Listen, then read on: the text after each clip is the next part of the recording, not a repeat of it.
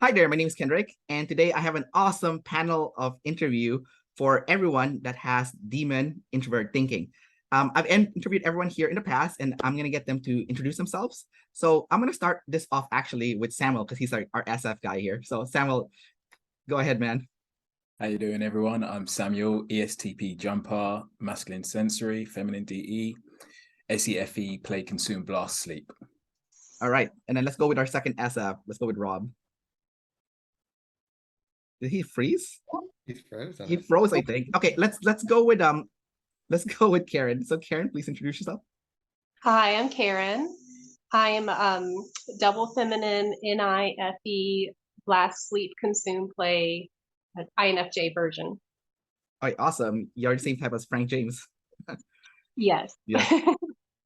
Next, let's go with Sanya. Oh, hello. I'm Sanya. I am double feminine, NOFENE, play, consume, blast, sleep, and I'm losing my voice. Yeah, so you're a jumper ESFJ. Jumper ESFJ, that's yeah, it. Right. And then Darren?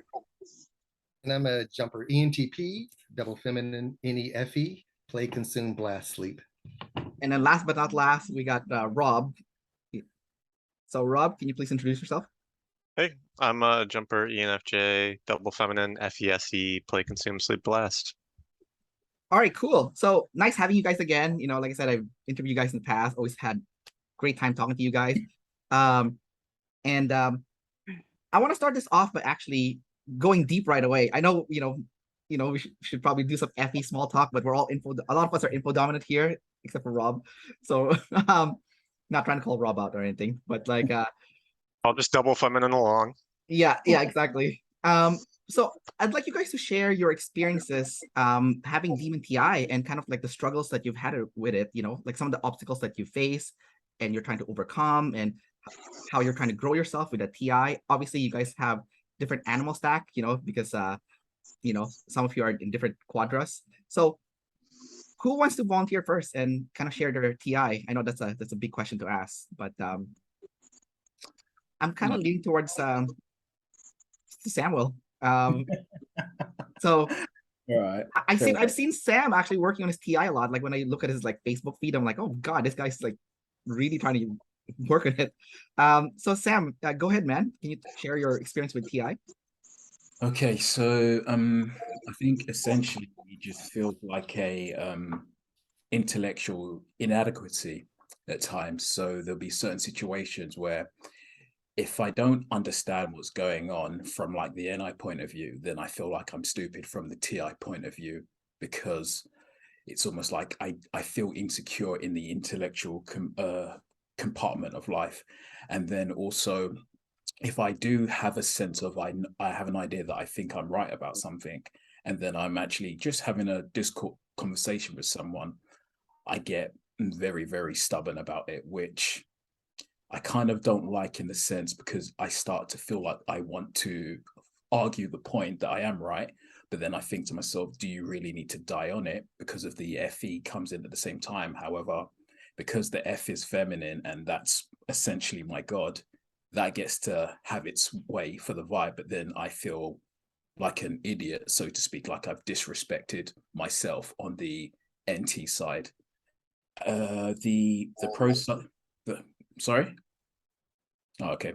The pro sides of it is when I do it, I'm like, yeah, I can see how it's the NT thrown into the SF world to figure out the SF and how to bring it to the people, because it's essentially, I'll get people telling me that, okay, SF is kind of shallow in just normal speak.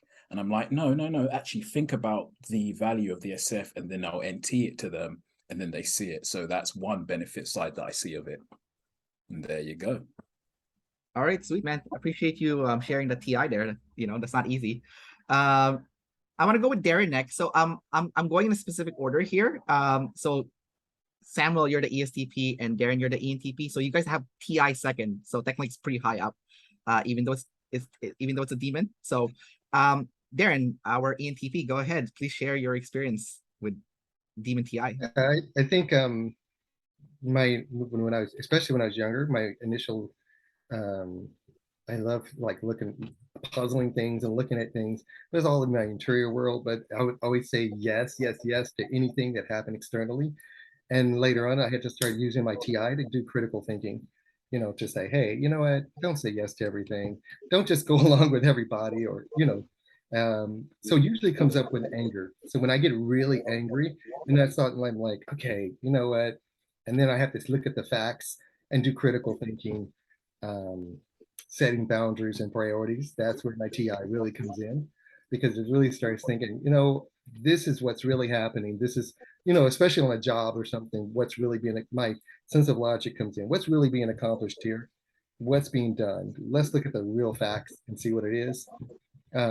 Otherwise, I would just kind of like let things sail away, and let other people control the whole process, and just be like this nice, friendly person floating along until, it doesn't work for me anymore. So, I started learning how to make a contract between myself and the external world. It's like, I'll give you this much, but I'm not going to give you all of this, that kind of thing. So I actually really enjoy my TI. It saves me. Otherwise, I'll just go right off a cliff or something. So I have a love-hate relationship with it, because other things, can take priority if I'm not on my toes. But when I use it properly, then my life gets a lot easier. But it took me a long time to really appreciate that, because I think I was prioritizing other people's agendas over my own a lot. So. All right, thanks, Darren. That was really good. I also saw the contrast between you and Samuel. Kind of like the sleep was different, right? Because Samuel is NT, yours is ST. So yours is more like factual, while Samuel is more like the intelligence part that he was insecure about. So that's pretty interesting how you're both EPs, you both have demon TI, but it's different kind of like TI struggles that you guys have. I want to go with Karin next. TI third, and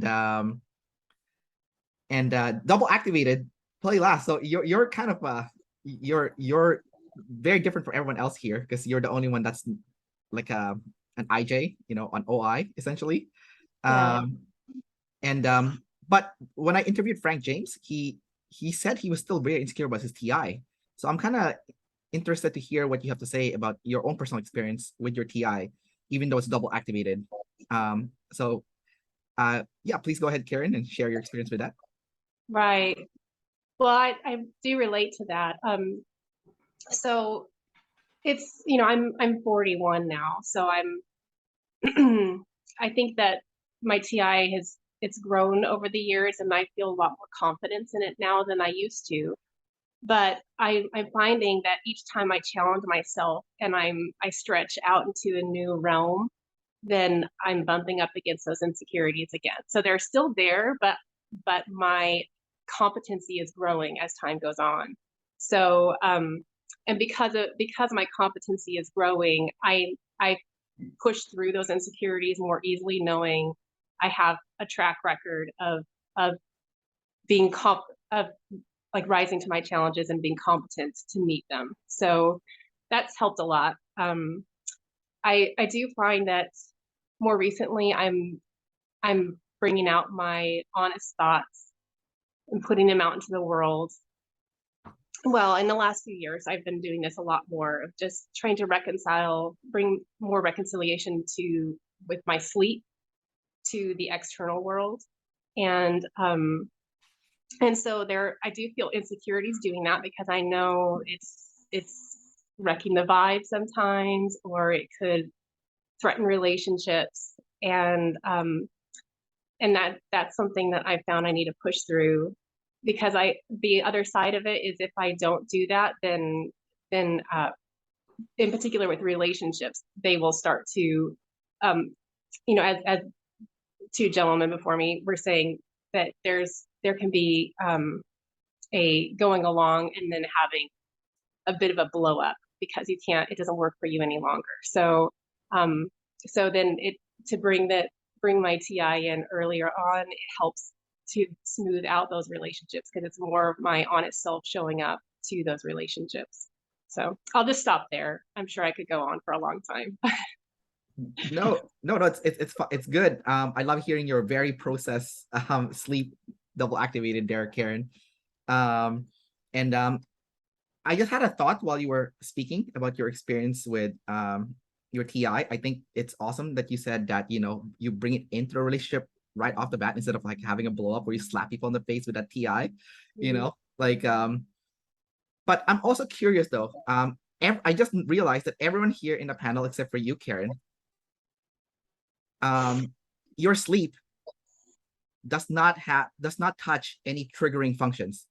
So when you use your sleep, you do not get triggered. You can essentially do it forever without having the triggering feeling. Because for Darren and for Darren has SI with a TI, right?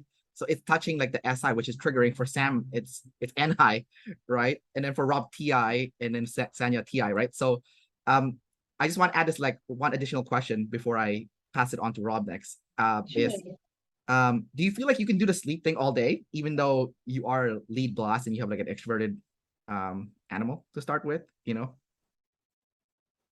Well, so I feel like I could, but I don't think it's actually true that I could. It's just that in my life, you know, I have 4 children, there's a lot going on. I don't get nearly the amount of sleep processing time that I want to have. And so I'm always feeling a starvation for more sleep time. And yet when I'm in a time like, you know, periodically I go take a weekend away, and I find that when I'm in that quietness completely alone, that I'm loaded up, that I'm ready to go interact, play, blast. So I do get my fill, and then I want to go out and interact. So I think that it just is, those times are few and far between. Got it. I understand. I guess the external circumstance still gets you, so you can't do anything about it. Let's pass this on to Rob next. So Rob, double activated masculine TI at the bottom. So what has been your experience with that and struggles and whatnot? Oh man. I just want to start by saying something that these guys made me think of, where they're like taking on all these things until it like ends up with a blow up, where like I can't handle this anymore. There's like this song back when I was like in elementary school music class where they're like, "Hi, my name is Joe," and they ask him to like turn a knob, and you're like turning a knob with your hand, and you had another hand, and then like a leg, and all this stuff. And he's like, eventually, like, "No, I can't handle it anymore." It's like, like it's like that, the big blow up. But I feel like the demon TI for me being double activated, it's like I'm really aware of this problem, and then I'm constantly like in this soup trying to like figure it out. Like it's just like constantly evading me, and maybe I get like a taste of it, but then I get like distracted by some other FE thing feel like I need to reconcile in that. So it's always pulling me away from it and feeling like I need to rediscover it again and again. I guess I would say like contextually, depending on who I'm with, which makes it seem like I have like these fluid, weird morals, and maybe in some ways I do, or something. That's like something that you can kind of get criticized for as a FE dominant person in the MBTI community, I guess, at large. That they're like, oh, they don't have any like morals for themselves. They're like going with group think and everything. But I think there is something to that, but there's also the true me behind that is really calculating like, how do I reconcile what's here and what's outside of me? And that's just like the big problem that I'm dealing with on a day-to-day basis. And I don't always have time to sit down and think about it, probably because I'm play first. That's sleep stuff. That's for later. So once I get exhausted and have that big blow up, which I feel like happens like more frequently for me as an energy dominant, where I'm like, okay, I'll do all this stuff, and I'm like, okay, I'm done. I just like walk out, you know, like Irish goodbye style or something. That's the last way to be. I forget where I was going with that, but yeah. Rob, because you have double activated TI at the bottom, are you in a stressed out state all day because you're like touching your triggering function all day long? It's hard for me to say that that's true. I feel like there's like, I guess the way I would approach that question is there's some area of your demons that you become comfortable with, right? And like you feel safe with that. And so that's like the stuff that you like peacock and you're like, I'm really good at this part of my TI, right?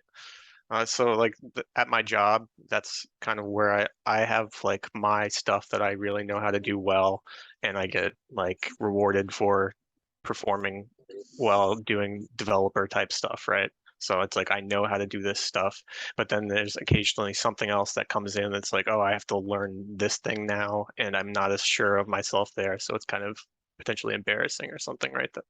So I don't think I am like in a demon state all the time, because there's like this portion of trying to develop a new underlying NT, as you were talking about, like what's our introverted self. When I'm like incorporating that, that's more of like the demon state. And when I'm just going and I like know what I'm doing, that's more savior state. So I would say I'm not as much as you might think as a programmer. I want to pick something that you said, and I want to just clarify a bit. So you said something interesting about some of your demons you get comfortable with, and it's not as bad. Mm-hmm. And when you said that, you specifically said, I do some things at work that I get rewarded for. You use the word do, which is ST. So that's the consume, right? Mm-hmm. Which is your savior. But then when you said you have to learn something and figure something out, that's when you felt more unsure of yourself. That's the NT, right? And because you're an EJ, consume is an observer, essentially, like almost like double observing. So that wouldn't be like the biggest problem for you. Sleep would be the biggest problem. Kind of like with Darren and Samuel, the blast would be like a huge problem, more triggering even than sleep in my opinion. And then for Karin, maybe consume would be the harder one because she's an IJ. Consume is the IJ's opposite, and then Sanya is ST. ST sleep would be the bigger problem. So do you relate with that sentiment? Kind of like the consume is like the consume and the ST is like the easier thing. Kind of like you kind of lean to that with your TI as opposed to like the NT part. Yeah, I mean, so the way I would describe it is like I understand what's going on in front of me, right? Like I can put 2 and 2 together in terms of like this is centrally what's going on. I can figure that out. I feel fairly confident in that. But then when I have to start projecting based on like, I think some system over here works like this. So if I do this on my system, it'll work down the stream, right? Like where it starts to get fuzzy in the details and I have to start making some guesses, that's where I start to go like, oh man, do I need to like vet this out more? Can I keep going down this path, or am I going to get burned here? So there's like some double observing going on there, like every step, in terms of like, I know that I'm making these guesses and it might burn me later, but I don't really know what else to do other than like go bother other people, and that I really don't like doing that. Because a lot of the time they don't really know like the full picture either, so you really have to just like go get burned at some point. Gotcha. That's Live for interesting. yourself, yeah. And then Sanya, you're last but not least, please share your experience with my demon TI. Okay, so I've been trying to think about this, and I think it mainly comes out with because of the FE coming first. So I will tend to prefer to listen to other people's TI and take it in and sort of hear their perspectives and their thoughts, and kind of just push mine to the back. So I'll only allow myself to do my TI in private. And if I don't get enough time, and I don't want, like, for example, I find it hard to share my interests with people, or opinions, not so much. I can share my opinions, but if something's like a personal interest that, like, let's say I'm interested in OP, I won't just go up to people and start sharing it. It's like, it's a private thing. So there's that, but also, like, let's say someone's sharing their TI with me or just their perspective or anything, I'll be quiet and try and just take it in and see their opinion and everything. And then sometimes it's like I need to go away and process that first before I know whether I agree or not sometimes. And if I'm too tired then it can come out in a demon state where I'll be like, I'll get really contrarian. So they'll be like, oh, blah, blah, blah. And then I'll have to point out all the opposite facts of the situation. And then they think that I'm being argumentative or something. And it's like, well, I'm just trying to present a balanced view. But I guess it's so clunky the way I do it that maybe it comes across as being argumentative or something like that. Yeah. So I like what you said there, Sanya, about like you get really quiet when someone is sharing their TI.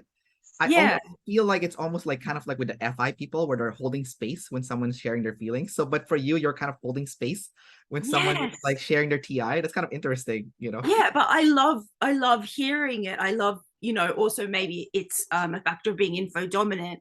They're giving me the information. Oh man, I'm living for it. I love it. So I'm taking it in. So I might not always know in the moment what I think, or, you know, I haven't processed it yet. It doesn't necessarily mean I agree with them, but I haven't decided that yet in the moment. Does any of that make sense? Right. It does, because you have sleep last, so you're not gonna close it too late on. Yeah. All right. So the next part of this panel discussion I would like to do is to get you guys to ask questions. So I'm gonna get two of you first before I ask the next set of questions to ask the questions. Samuel's looking away, so I'm not gonna ask him first. And so does that work? And, it worked in this situation. So I'm actually gonna get Darren to ask the first question here. So I'm gonna get someone from, you know, the SINE axis to ask the question first, and then I'll get one of you guys from the SENI. Okay, so Darren, what is your question that you would like to learn from your fellow Demon TI buddies here? So what's your first question? Well, I thought about it. I was like, when you're asked to do a job, but the process that they ask you to do it is illogical or doesn't make sense. But you want to get along with everybody, but you're like, this is stupid in your mind. How long can you do that job? Would you refuse to do it, or would you just go along and do it in an illogical, it doesn't make sense to you way, or you can't get from here to here without going way along out of the way. There's a straighter line, but why are you doing it this stupid way? Can you stay at a job where you feel like you're being asked to do things that don't make sense to you, or will you just cut and run at a certain point? No. Short term, sorry, I'm just jumping in. Yeah, short term, I think I could do it very short term, but I'll probably end up doing it my way in private. It's like I just won't tell them this is a better way. Or maybe sometimes, like if it gets really bad, then I might say, okay, this might be a better way. But yeah. Will you tell them it's not a better way, or would you just kind of pretend like to spare their? Would you try to spare their feelings, or would you say this is crazy? Yeah, I might sort of say, oh, hey, there's this other way of doing it. Like, so not sort of say that's dumb, but kind of go, oh, wow, check this out. There's a new way of doing it. How about we try this other method? So maybe something like that. More diplomatic. Yeah, that's good. Yeah, well, I'd try to anyway. Rob, you were laughing. I want to hear your input on this. I guess I was thinking that, like, I run into stuff like this at work all the time, but it's like not the main thing I'm working on. Like, people expect you to follow certain processes and things like that, check certain boxes. And like, why are we checking this box again? Like, I'm going out of my way to do this, and you're like, who cares about this result? Like, I a lot of that stuff I don't see. It's like, oh, we need this for like corporate reasons kind of stuff. So I'm getting to a point where I'm starting to push back on that kind of stuff a little bit more because I'm moving up in my company. But I don't feel like I look at it as particularly personal.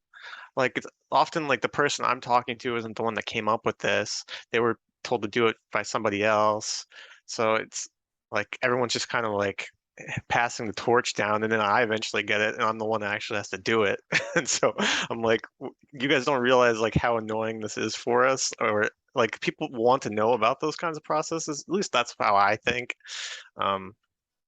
But yeah, I guess the other part of the question is like if someone tells you to do something one way, I would at least try it Mm, if it doesn't like make sense to me, because maybe I'll figure it out as I go. yeah. So that's kind of like the other aspect where they're like, oh, do it like this. I'm like, I don't see how that would work, but I guess I'll give it a shot.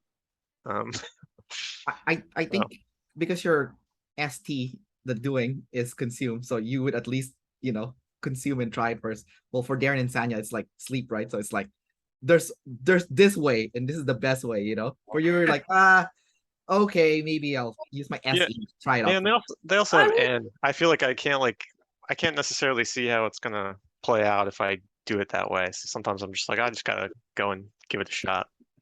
Yeah. You're gonna say I think something? I would try it as well for a bit, just to sort of go, okay, I've tried it your way. Okay. Take their way into consideration. Right. And go, okay, we've tried it both ways, and this one's better. Yeah. My way's better. No, not necessarily. I would probably discreetly not, like later on, gradually shift the process to my way. Yeah, exactly. But not overtly to cause conflict. Yeah, exactly. When Rob was saying about, it's not the person's fault that the process was wrong, I like how you put that decider spin to it. Like it's almost Of like course.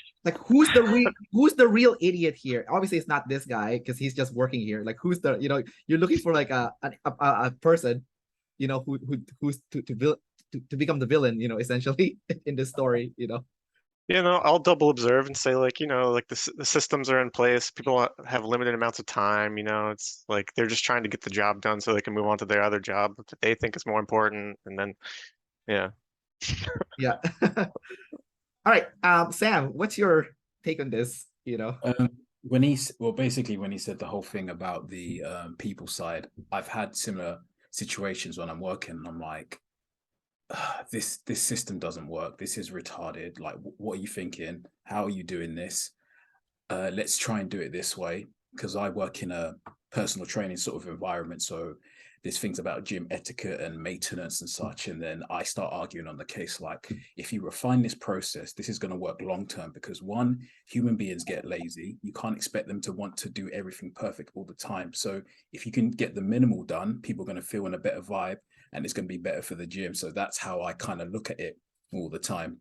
But when it gets to the point that I have to follow it, I'm not going to lie, I just do the minimum and I don't care anymore. I don't enforce it. That's what happens with me. It's not the mature way, but I'm just like, this is effing stupid. So you know what? I'm going to do it your way, but don't expect me to enforce it. That's the honest truth. Yeah, you're still an EP at the end of the day, and I like how you're attacking the SF boss, like the gym etiquette, that's kind of yeah. And last but not least, Karin, what's your take on this?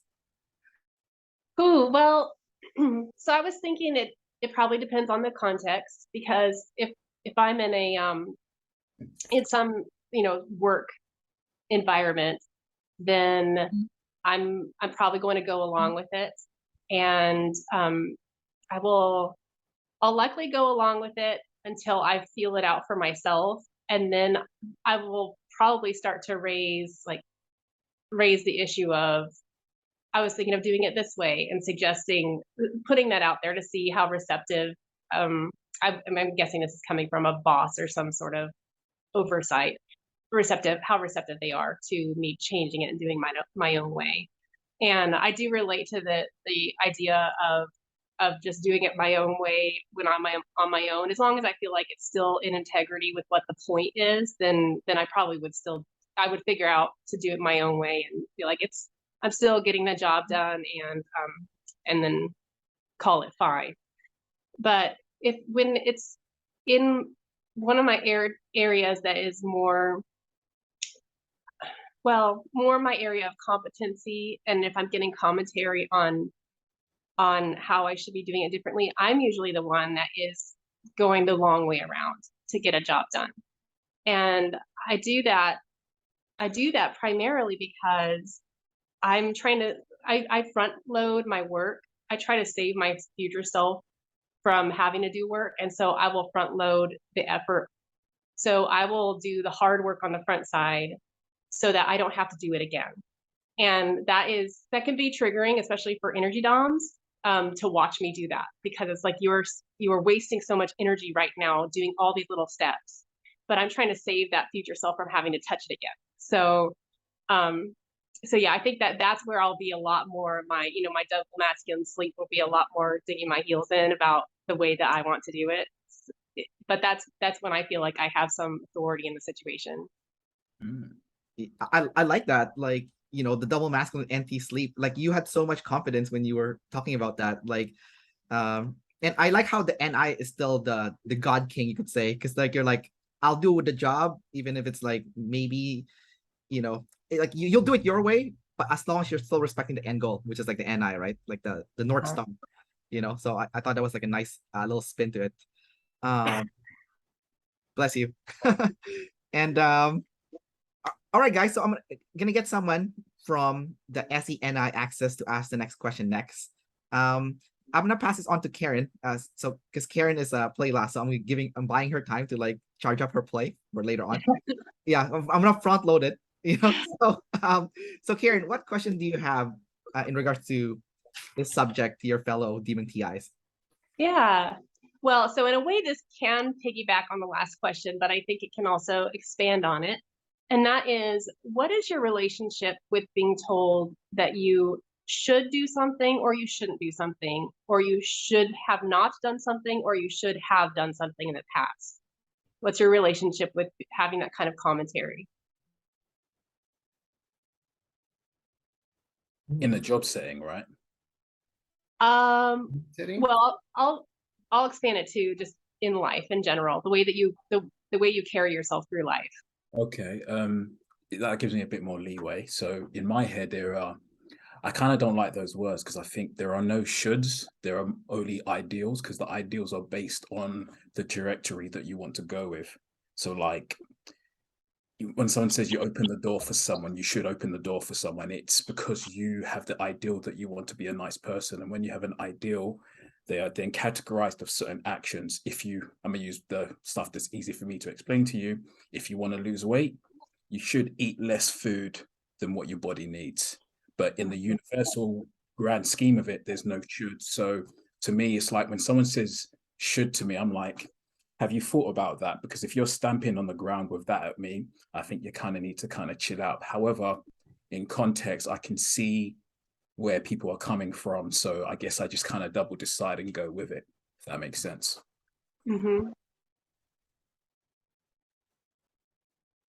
Yeah, I like what Samuel said. It's like, if it's in the abstract, and it's different than if it's in the particular. So, if somebody says, you should do this right now, and particularly if they have a bad tone about it, then my EP will just immediately resist, like, wait a minute, nope, I'm not going to do anything. But yeah, if they say, as humans, we should, okay, well, let me hear what you got to say. And I want to hear it, but I'm going to listen to it and be, with a critical ear, because I don't like that word either. But I want to hear it. I want to hear what you have to say and your reasoning on it. If there is no reasoning, if it's just you should do this, full stop, then I don't know. If it doesn't make sense to me, then I probably won't cooperate. Yeah, it just really depends on how it's said and the context. That resonates with me. I think it's just the TI side part of it. Like, well, obviously there's the EP side of me. Like, if you suggest me with the feminine DE, I'm always going to listen to you. So that's a tip for everyone. If you want me to do something, suggest. But at the same time, I really need to understand the steps at the same time. And if I can't see it, then I can't really give my all. And then also, I guess, triggering my demon functions at the same time. If I don't understand, I don't feel competent in the tribe at the same time. And then I think when you've got I think we're all a masculine DI. So let me see if this is right, that especially with the logic, if you don't feel competent in your logic as well, and because it's masculine, I think there's a secret side, and maybe this might SE, but you want to be at a high level with your TI because it's your identity at the same time.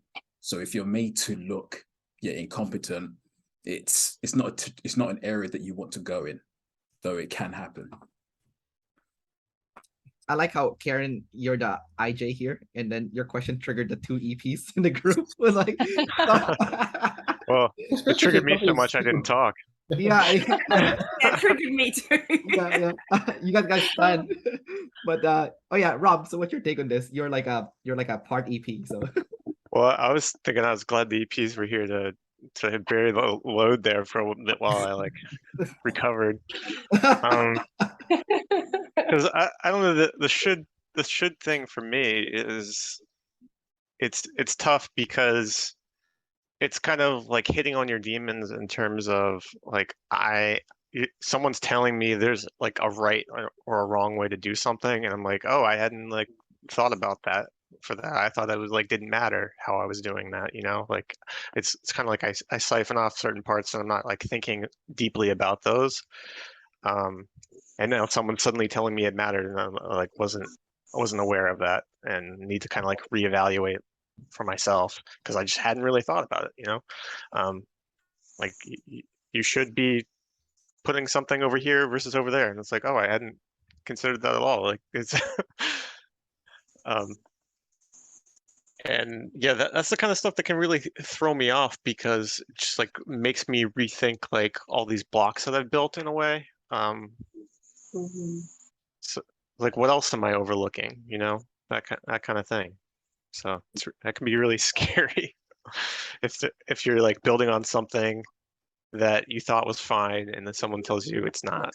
So The investment. yeah.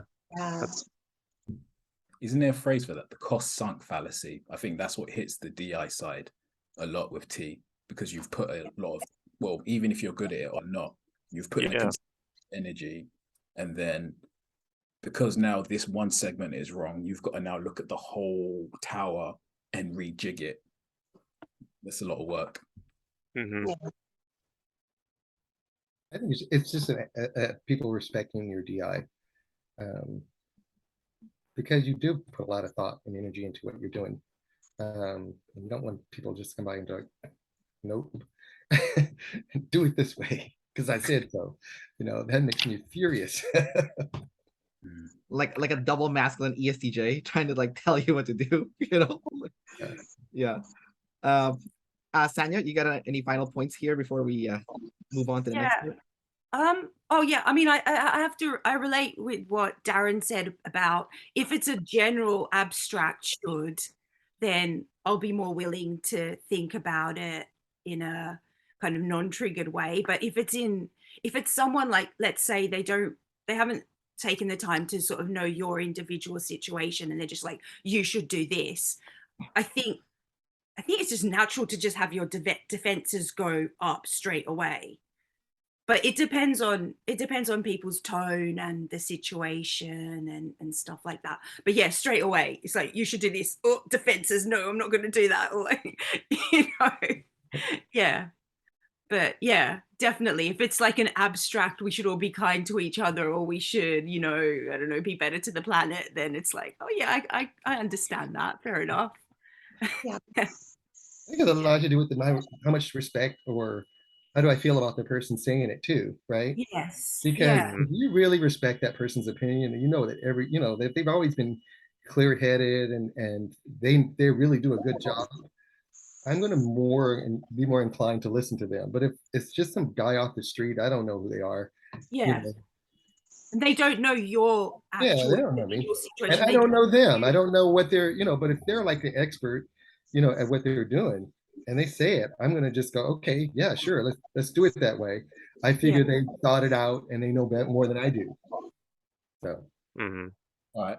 Curious though, Karin, what's your thoughts on that?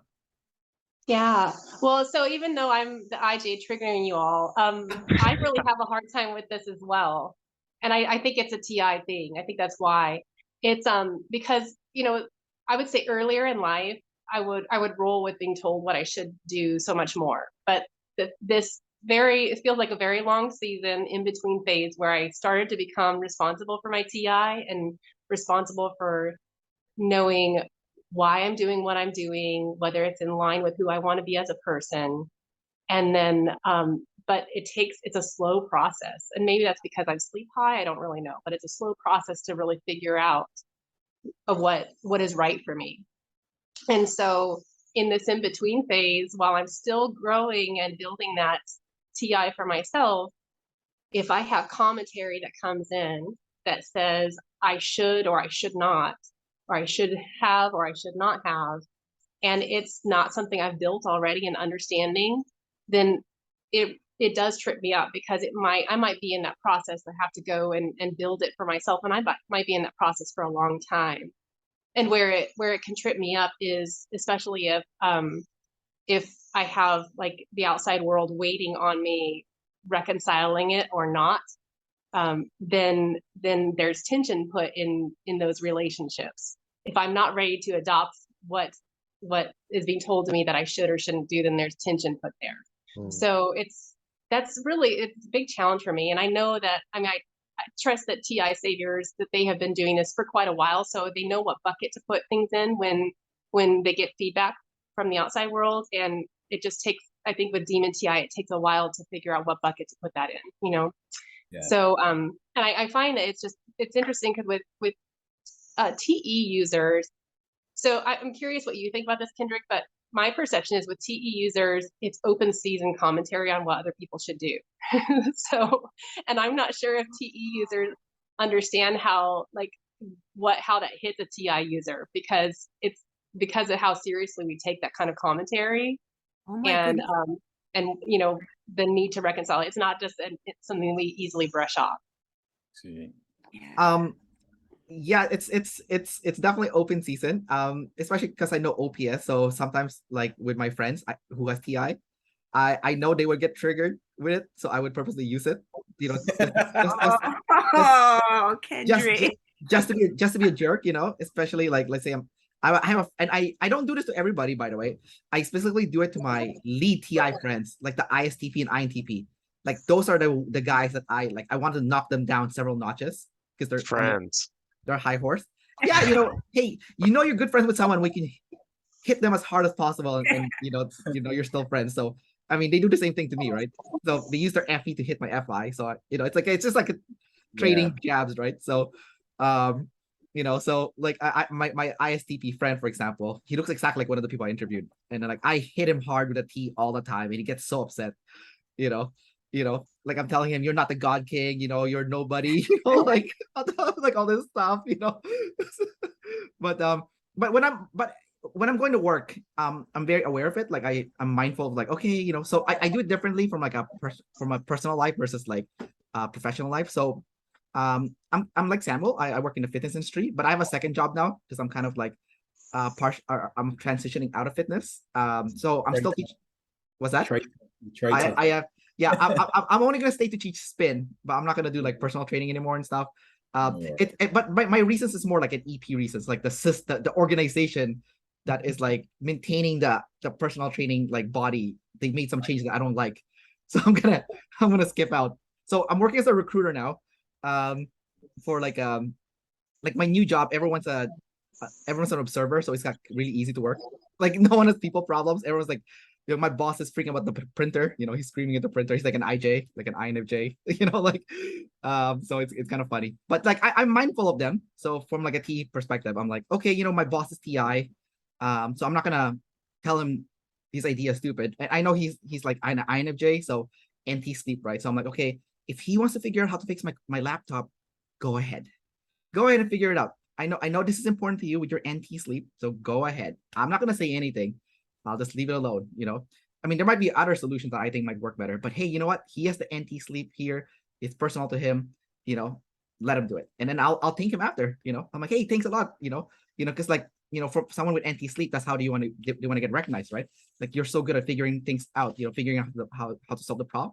So I'm like, hey, you know, thanks for figuring out how to solve this laptop, because my laptop at work was like takes 13 minutes to start up, and I was like getting annoyed, right? And he got it down to 5 minutes. So I'm like, hey, you know, thanks a lot, you know. And I saw him, he felt really good about himself. So I'm like, hey, great, there you go, you know.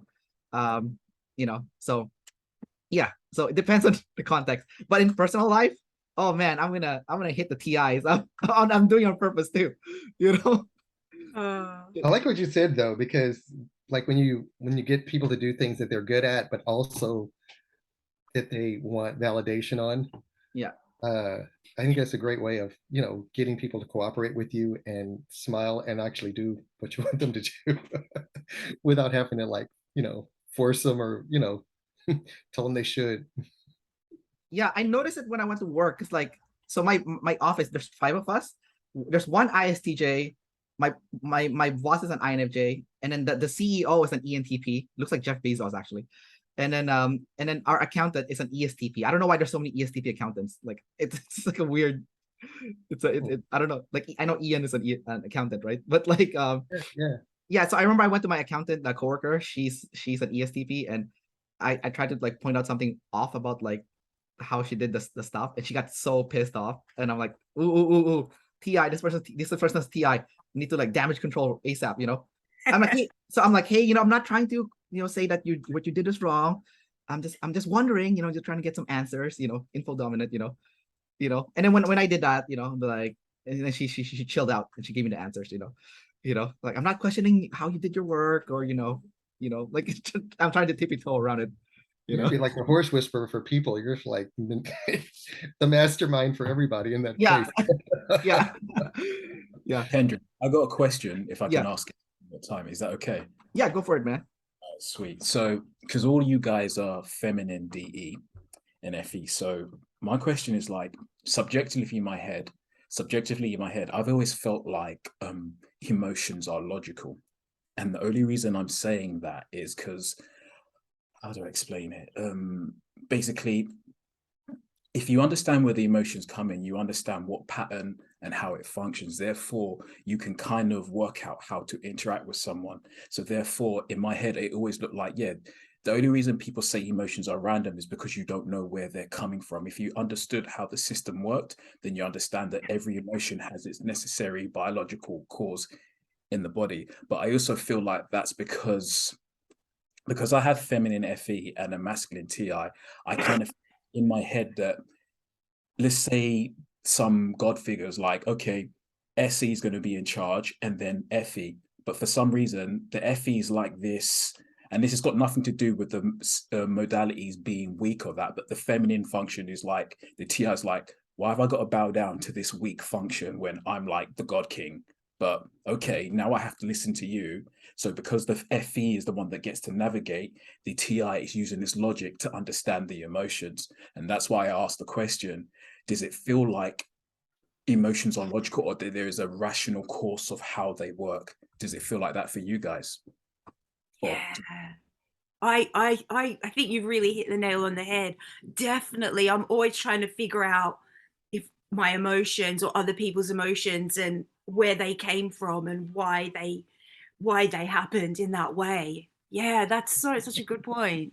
Okay. Sure. I absolutely do that. And I always see project where they're going to, because I have Mm, and so I yes. know, like, okay, if this started here, it's going to end up over here. Or Yep. I can trace it backwards. So if it's here, then it came probably from either here, here, or here. And given the proximity of these things, boom, right there. And if I say it and the person responds and I'm like, boom, bingo, got it. So this is what happened. This is how it resulted. You probably tried this, it didn't work, and now you're here. Here we are, and it happens all the time. I see. And you guys on the beta side?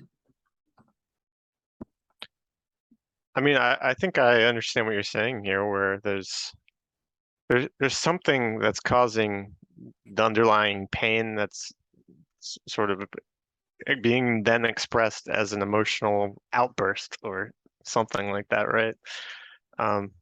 So yeah, I feel like I did a video about like the hysterics of FE on my channel. Yeah, That was interesting, with Kathy Bates when she like had a sort of like a meltdown. She was just like yelling at everybody. But there's like an underlying reason for that, right? Like she was having a lot of problems and sort of, I don't know if she was drawing attention to herself because she needs help or she just like needs space to sort of like figure it out for herself, right? But there's like a reason that it's being expressed in that way. So I would definitely agree Okay, then it's true, guys. overall. It's Yeah, I true. would add, it doesn't even have to be conflict. It could just be something, just any kind of emotional state usually has some basis somewhere. Yeah. And it doesn't always have to be, you know, conflict. It could just be they're in a good mood today. And then just a little bit of probing, you were like, got it. You know. Karin, I haven't forgotten Yeah, you. so I'm it's interesting to hear the alpha quadra version of this, because when you say that, Samuel, the first thing that comes to my mind is ST consumed that those of us betas have. I know, like, if you look at my bookshelf, you'll see a lot of books that are ST consumed. But they're feeding the, for me, the NI and the FE, understanding the patterns of how, like, of why people experience what they do, why their emotional experience is what it is. And then, so starting there, but then going to, like, basically what does the research say about this? What do the scientists say about this? And so that's what I see my ST consume doing more than anything, is feeding my understanding of why people are the way they are, and why they feel the way they do. So yeah, that's a long way of saying I do relate to that. Do you use your consume to verify your observations, or do you use your consume to give you something to look at, to tell you where to look or how to look at things? I would use the word, for me, refine my observations. Yeah. Because it, especially with, my masculine and I can see something quickly and narrow down on a pattern, and it takes a good deal of SC coming in to change what I'm seeing. So that's what I've learned I need to look out for, is that I probably need more SC coming in. And that's where developing over the years, as I've developed my consume and been much more responsible for it, I'm getting a lot more outside feedback coming in to refine my patterns and my understanding of why people are the way that we are.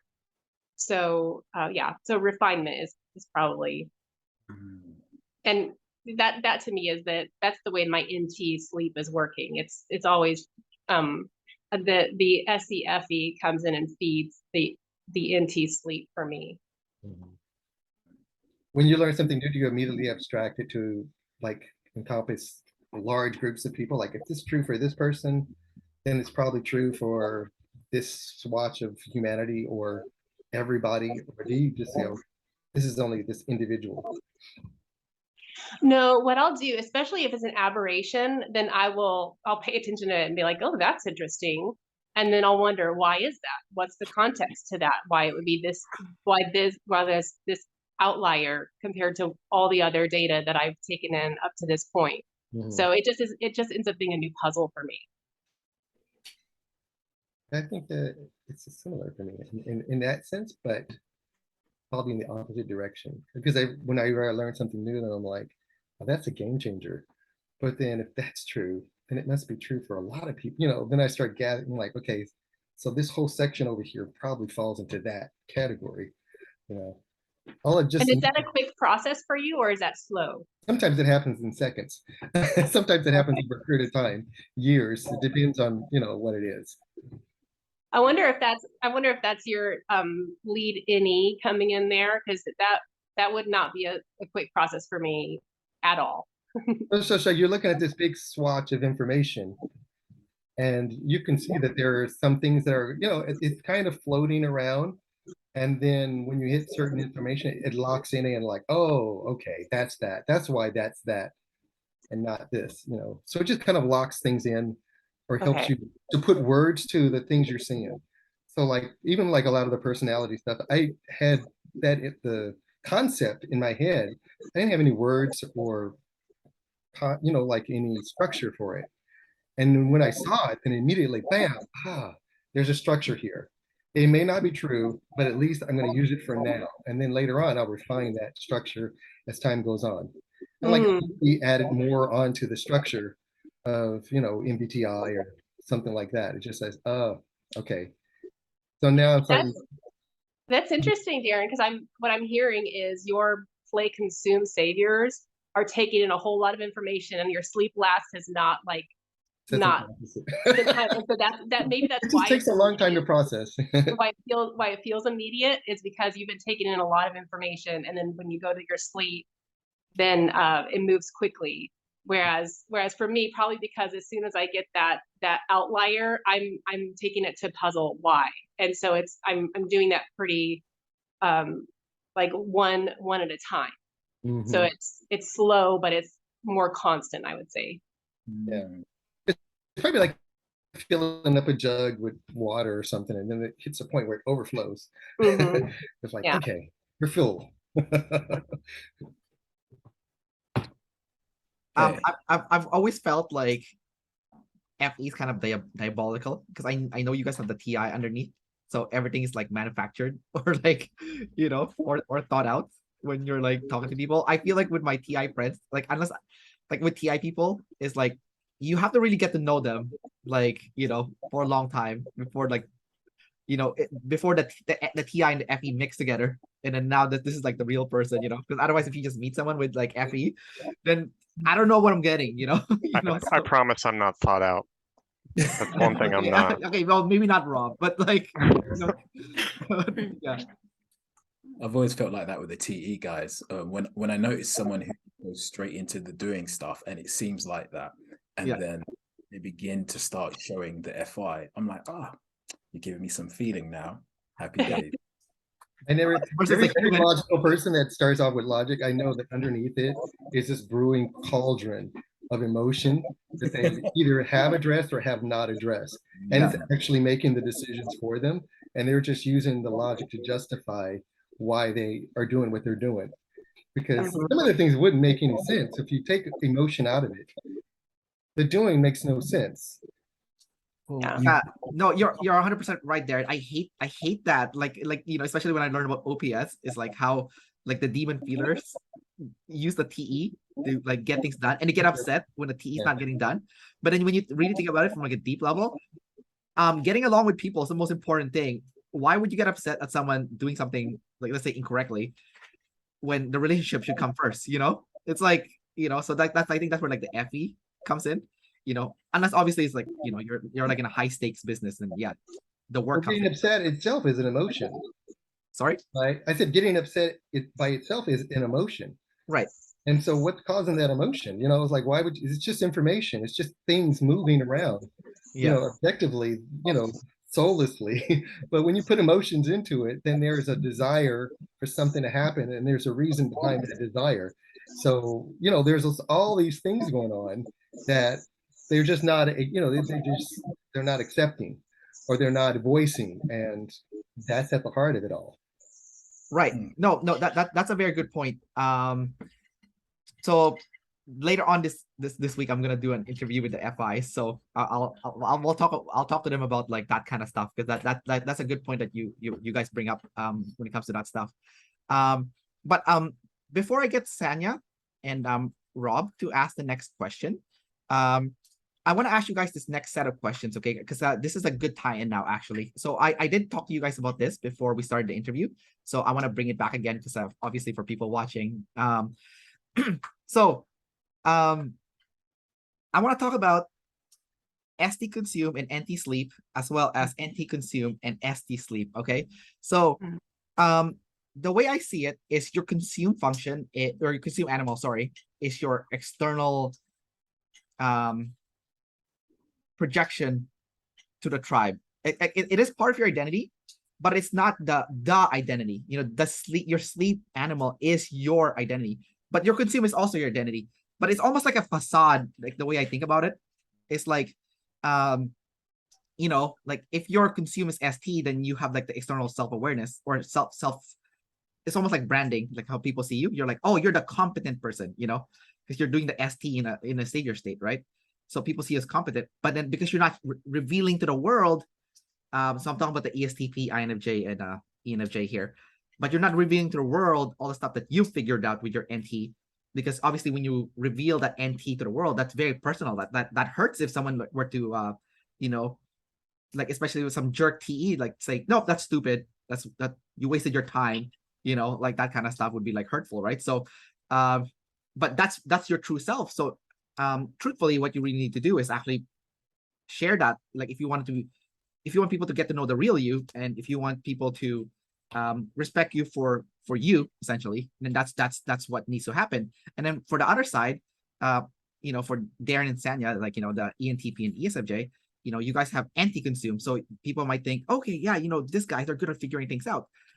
But deep down inside, it's like, no, you want to be known as like the competent person. Like, I'm good at doing this, you know. But then that's not like, because it's so slow, because it's sleep, like it takes forever for you to like show to people like what you're actually doing and stuff. And that even feels probably like, that probably makes you feel vulnerable, because you're like, oh my god, they're seeing my process, you know, like, oh my god, you know, like, oh, you know, like. So I want to hear you guys perspective on that from your own personal experience, you know, with like the with your consume and your sleep, because those are both part of your identity, and like where the consume is being projected out when really the sleep should be the one that's being projected out. Okay. Does anyone want to take this and run with it first, or otherwise I'm gonna pick someone. I'm gonna I'm pick still trying to Rob. process it. Okay, I'm not gonna pick Rob then. Has anyone like have an idea yet Oh, let's go with Karin. Of course you have to do that energy. Okay. Of course. Rob's like, too much info talk. We gotta throw some fun here. Okay, so maybe I'll ask Karin first, because Karin's the most processed person here, you know, with like double activated and Did she even hear the question? yeah. Yeah, Karin, I was slightly distracted as you were, but I think I got the question. So yeah, I can start. I'll just go blast or start and see if it's relevant go to for it. what Yeah. you're talking about. Yeah, let's do it. Okay, so yeah, so my identity being the NT. Well, I'll start by saying, so one thing, I recently went back to school, and there was a good nearly 20-year gap between the last time I was in school and now when I'm in school. And it's been interesting watching myself, how I am there. And I'll say that you know, what I'm studying is in my area of competency. And so it's something that I've built a lot of competency in over several decades. And so, and because I feel just a lot more confidence in and responsibility in bringing my TI out at the beginning, so that I'm not that, what you're describing, Kendrick, of like people don't know what's going on under the surface of the FE, that they're meeting that person at the same time as they're meeting the FE. And so so it's really interesting watching myself in class, because I'm one of the most talkative people, and I'm expressing my TI all the time. And it's, you know, it's, I mean, my NT sleep is really what it is, but I don't feel shy about it. I don't feel insecure. There, every once in a while I do. I'll put something out there and I'll realize, ooh, I don't know, that might have gone against the FE. You know, that's a little uncomfortable. Okay, moving on. And so yeah, it's interesting, because when I was in school years ago, I was much more of a question asker, but not a person putting out my own thoughts. So I didn't really tie that into the ST sleep consume though. Well, I can tie that in that it's through the years of doing the consume and then building like my own understanding of how things work, that I'm able to show up and feel like I have competency to express my thoughts, and they'll be respected, and because of how it's clear that I've put a lot of time into building them. So people would know the real you. You're the person that's like good at figuring things out, as opposed to, you know, like the NF person, you know, like saying woo-woo stuff, you know, like, so. Right. I don't express a lot of woo-woo stuff. That's the NF for me is a lot more of, in an interesting way, it's more of an internal process where I'm taking it in, and then I'm building my sleep off of it. So I'm taking in the FE, and then I'm building it. Whereas it's interesting, because the gamma quadrant it oftentimes can seem more NF in that way. So, and I think that's to the point of what you're talking about to begin with. I just love how like Savior and T sleep is so different, from everyone else. Yeah. Yeah. Does anyone want to run with this next? Samuel? I think I understand the question. So from what you said about the ST consume side, I'm like, okay, in my, like, I'm a personal trainer, I think I can see how the tribe sees me as part of the ST side, especially that I have gathered quite a lot of, I'm an evidence-based approach personal trainer. So if it doesn't work in the real world, I'm not even really gonna tolerate it to a certain degree. And so when I'm with clients and I'm telling them the what and the why, so they can understand it, that's the usual. Sorry, there's a fly. Yeah, that's the usual. So they're getting the ST off me. This is what you need to do, and this is how it should be, and this is the intricacy of why it should be. And however, they as my clients get to know me, then they begin to see my NT side where they're kind of surprised. So it's like I'll be explaining it to them. It's important to have a body in good shape, because I say, look, it's like a car. If you made your car that's like a Rolls Royce car, on the T side that there's a lot of intricacies and intelligence that's gone into making that car look the way it is. It's a high valued car, and therefore people will know that, one, you've put in a lot of work on your body, and two, it's going to be valuable to everyone else.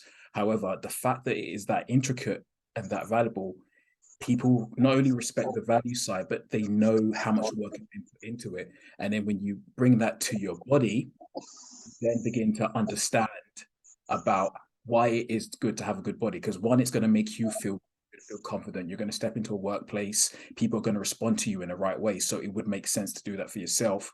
And two, people, it's like the halo effect. When things look nice, people respond to you well. And that's when they begin to see the deeper side of it, the S and the F with the NT at the same time, if that makes sense. I love that, man. That's so motivational to me, what you just said.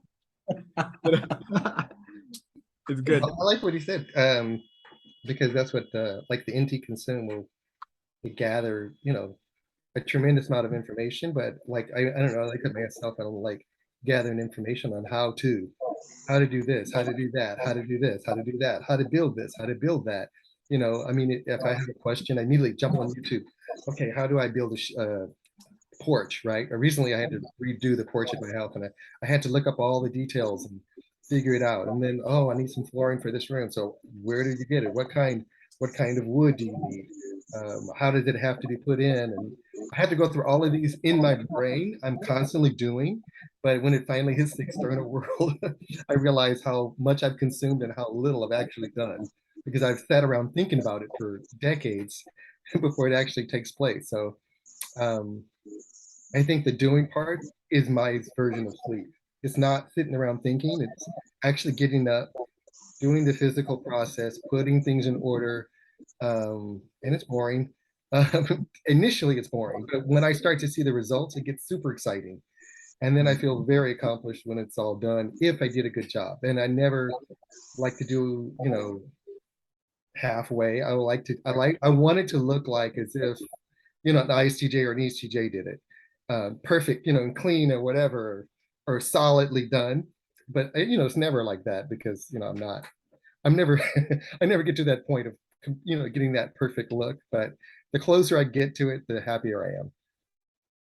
Yeah, I kind of find it interesting where you were saying that, because your SITI sleep, you're like the doing side is personal, whereas like with me, when I think to my clients, I'm like, it's more, I'm figuring out how can I get you from A to B and get you in the best shape, but also make it as easy as possible for you, where you stay on the path. And that's what I kind of secretly pride myself about, really, on the journey. So it's just kind of interesting to see how you're like the SITI side of it, because I get the TI side, but then the SI, I'm like, wow, that's a. See, and I would watch your video and go, that's what I'm going to do. And then I would start trying to do it, and I'm like, I can't do the SI part. The routine of it all to get there. You might break off before you actually get the results. That's the hard part, is staying with something until you get the final result and it comes in. Yeah, you can have like a step 2, like step 1, step 2, step 3, step 4, you know, with your SI. Yeah, you're feminine SI though, so I don't. It's gonna be hard. It's true. What about Sanya or Rob? Oh boy. Rob, do you want to go? Oh boy. I know that feeling. Yes, I feel like I got away from what the question was, but it's something to do with the outer versus inner identity, with the ST versus the NT. Is that? Yeah, so you know, Want to like the way, reiterate? because your consume is your external self-awareness, so it's kind of like how you see yourself from a third person perspective, but also because that's how it is, that's also kind of how the tribe sees you, right? So it's really the internal side that matters the most to you, not the external self-awareness. That matters obviously, but it's not the most important, you know. So, you know, like with Karin, for example, like she's trying to project her NT sleep now, like on the front end, right? When she went back to school and stuff. So it's like, because that's what's important. That's her real self, right? So it's kind of like being more authentic, essentially. But like in your case, you know, you might put the consume first because you have consume savior. You know, you might put like the doing, like I'm the competent person, but not like the smart and good at figuring out person. You know. Yeah, I mean, so for me, I look at NT sleep identity. It's kind of like my mental map philosophy, kind of like this. These are the reasons I'm doing things. This is kind of like my abstract understanding of what's going on, and that guides my crazy actions all over the place that don't look as ordered on the front end. So I guess like I realize that other people don't have that same mental map. They don't have the same experiences. They aren't like understanding things in the same way as me. So I feel like I have to in some way externalize that NT into something that someone else can follow. So that's like creating a picture, some sort of proof that this is why I'm going down that way. So that's where it's like a struggle for me in terms of what would I say, like S versus N, I guess, in that like I have this picture for myself, but it doesn't feel like it's going to make sense unless I like bring people along on that journey, which is like that consume story thing. That's like how you catch people in their types because they feel the need to take you along on this entire thing rather than just telling you. So I feel like that's such something I'm gonna have to live with in a way. I can't just bypass that because it just doesn't feel real to me to be like, well, this is the path that I'm on, and it's like I'm just giving you the conclusion rather than the full story. So like, why would you believe me? So that's something that I see with that, where you're like really projecting your saviors onto other people and your demons onto other people and going like, they're not going to get it unless I give them all this information. So I'm probably doing it right now. Yeah, you're doing the take along part, you know. But like that, if you look at like the INFJs, you know, they have no problem just, you know, doing the, like especially the jumper ones, they have no problem just telling you the stuff, you know, like the conclusion. I mean, you know.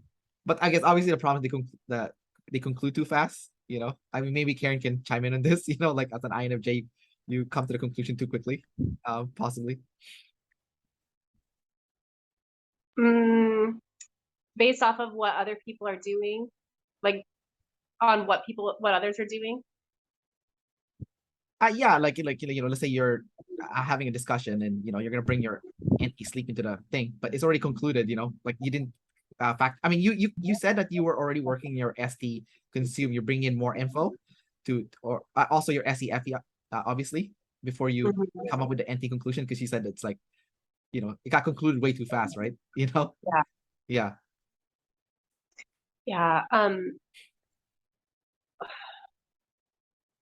Well, that's tough to answer.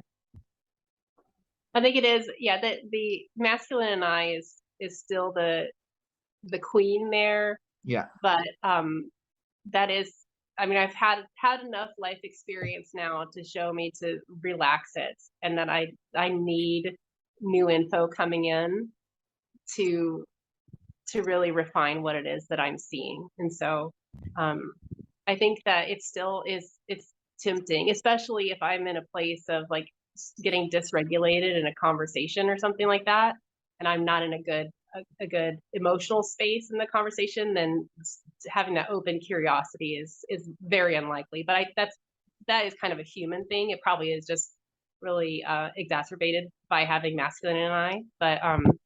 But other than that, I think that staying open in conversations, especially if I'm emotionally settled, it's I can do it, and I see the value in doing it. I was while you were saying that, Karin, I was just picturing like a conversation between you and Samuel, because like you guys live in like different poles, right?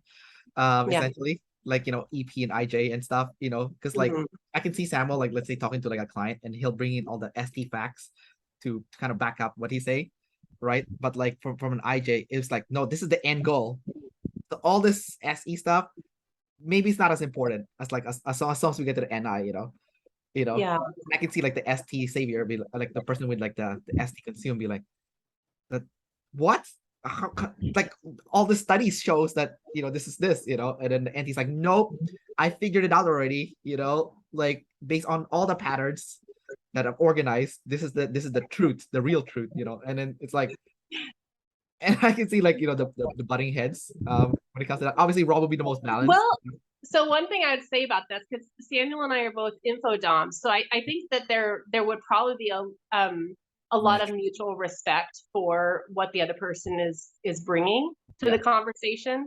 And I know because I don't have that ST consume as a savior, but it is, you know, it's my hobby animal, and I do spend a good deal of time there, and I do have respect for it, that I what Samuel would bring to the conversation, I would give a lot of respect to. I think what I would do if let's say we're co-working with a client together, probably what my approach would be is like, here's the end goal to start the conversation, and this is why you need all that ST that Samuel's about to give you. You guys be like a great sales team, actually. It's so funny. I have to consciously think. Clients just down there, they're messed up. They're gonna get, you know, you're gonna have the palm of your hand. Yeah. Like, well, I can't argue with that. I mean, they got it all sewn up.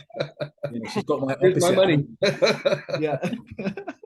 She's got my opposite animals complete. Blast, sleep, consume, play. I was thinking, Right. yeah, you do what I want to do. Yeah. Yeah, same in the opposite too. Yeah.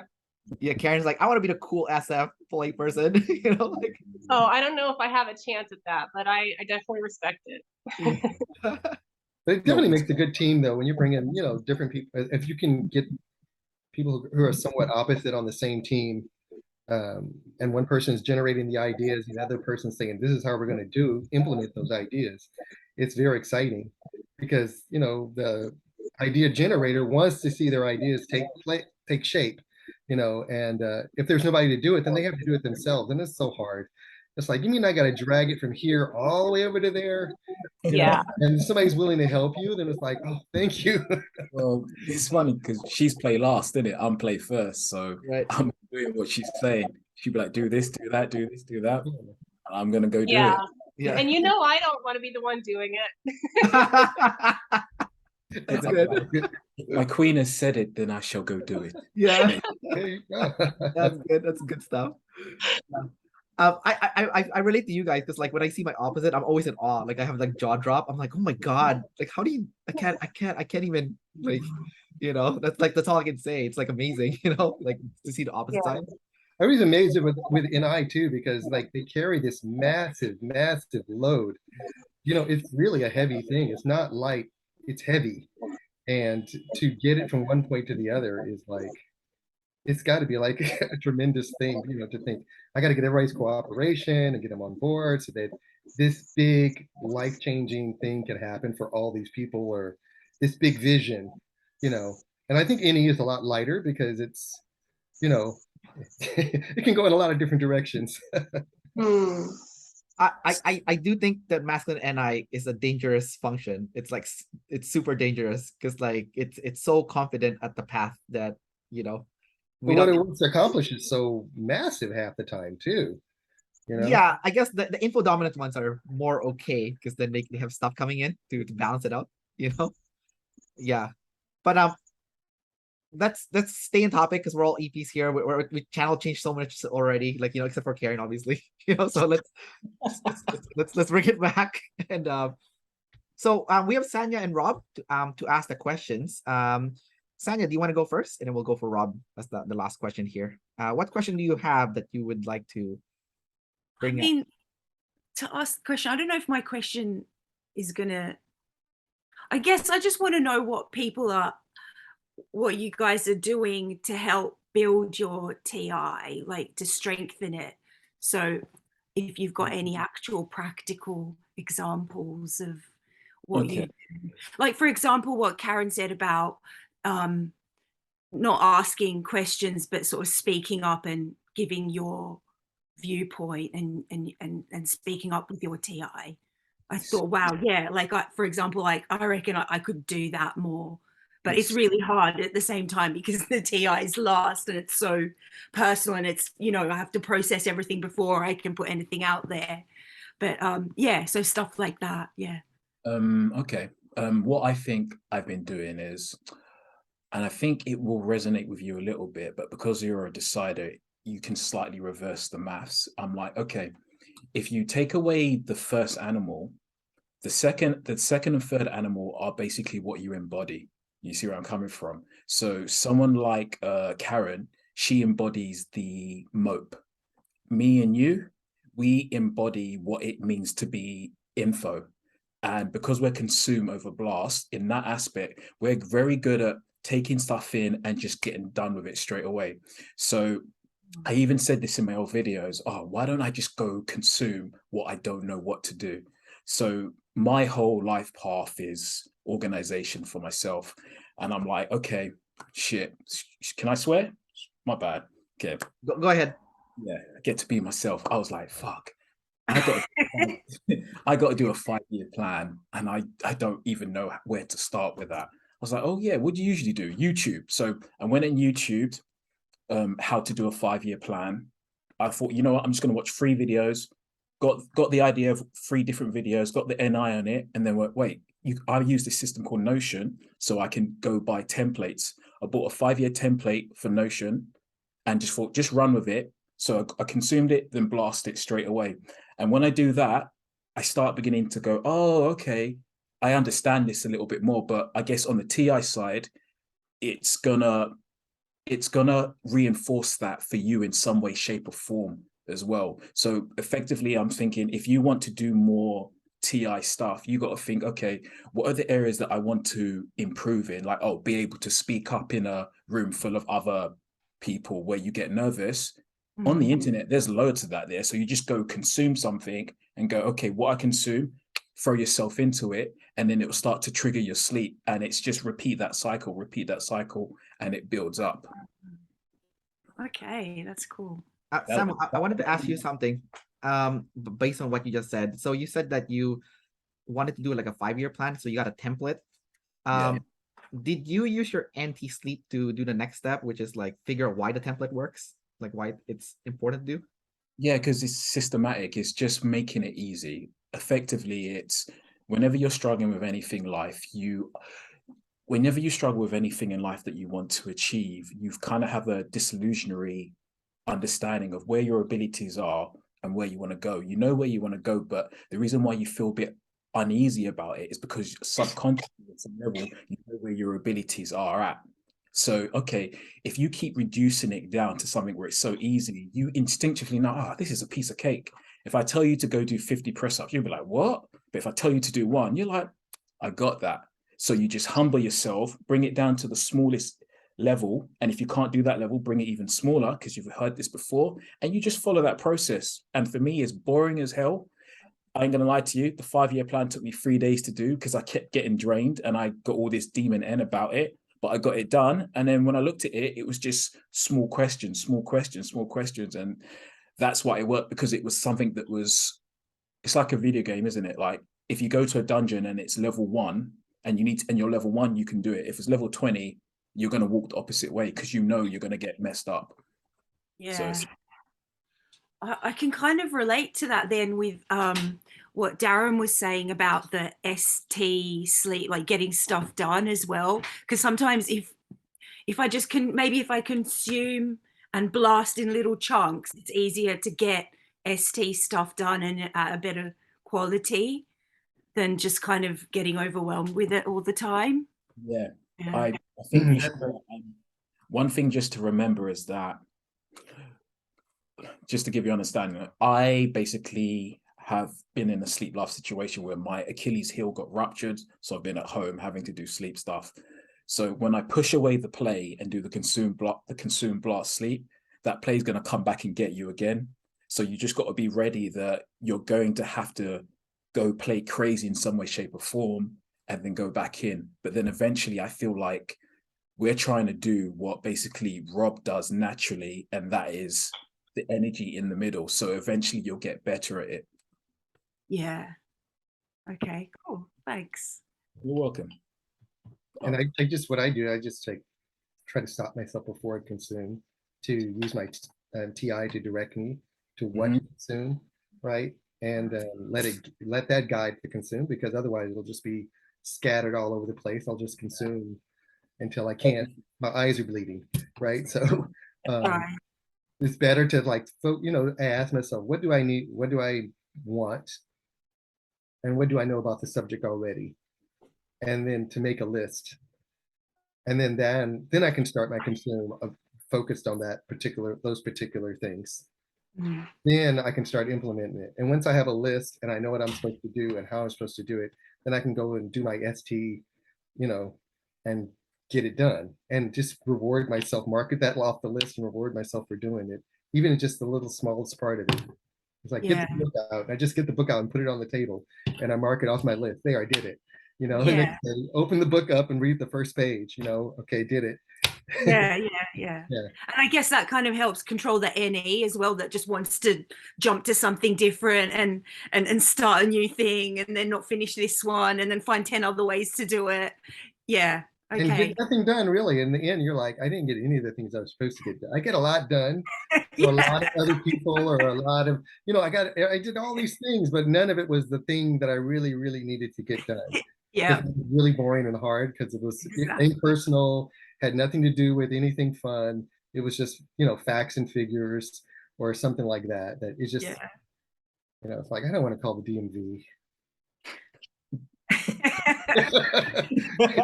You got to do it. You got to go make it fun. Get your headphones on and go stand in line. I don't know. OP is real. God damn. Yeah. Don't want to call anybody. Definitely not the DMV. You got to call the credit card company, and you just don't want to do it because it's a big mess with something, and you're going to be on the phone for hours on hold, and it's easy to put stuff like that off for a long, long time. But when you do it, you feel so much better. It takes so much stress out of your life that you've been carrying around for, I don't know, months and months or whatever.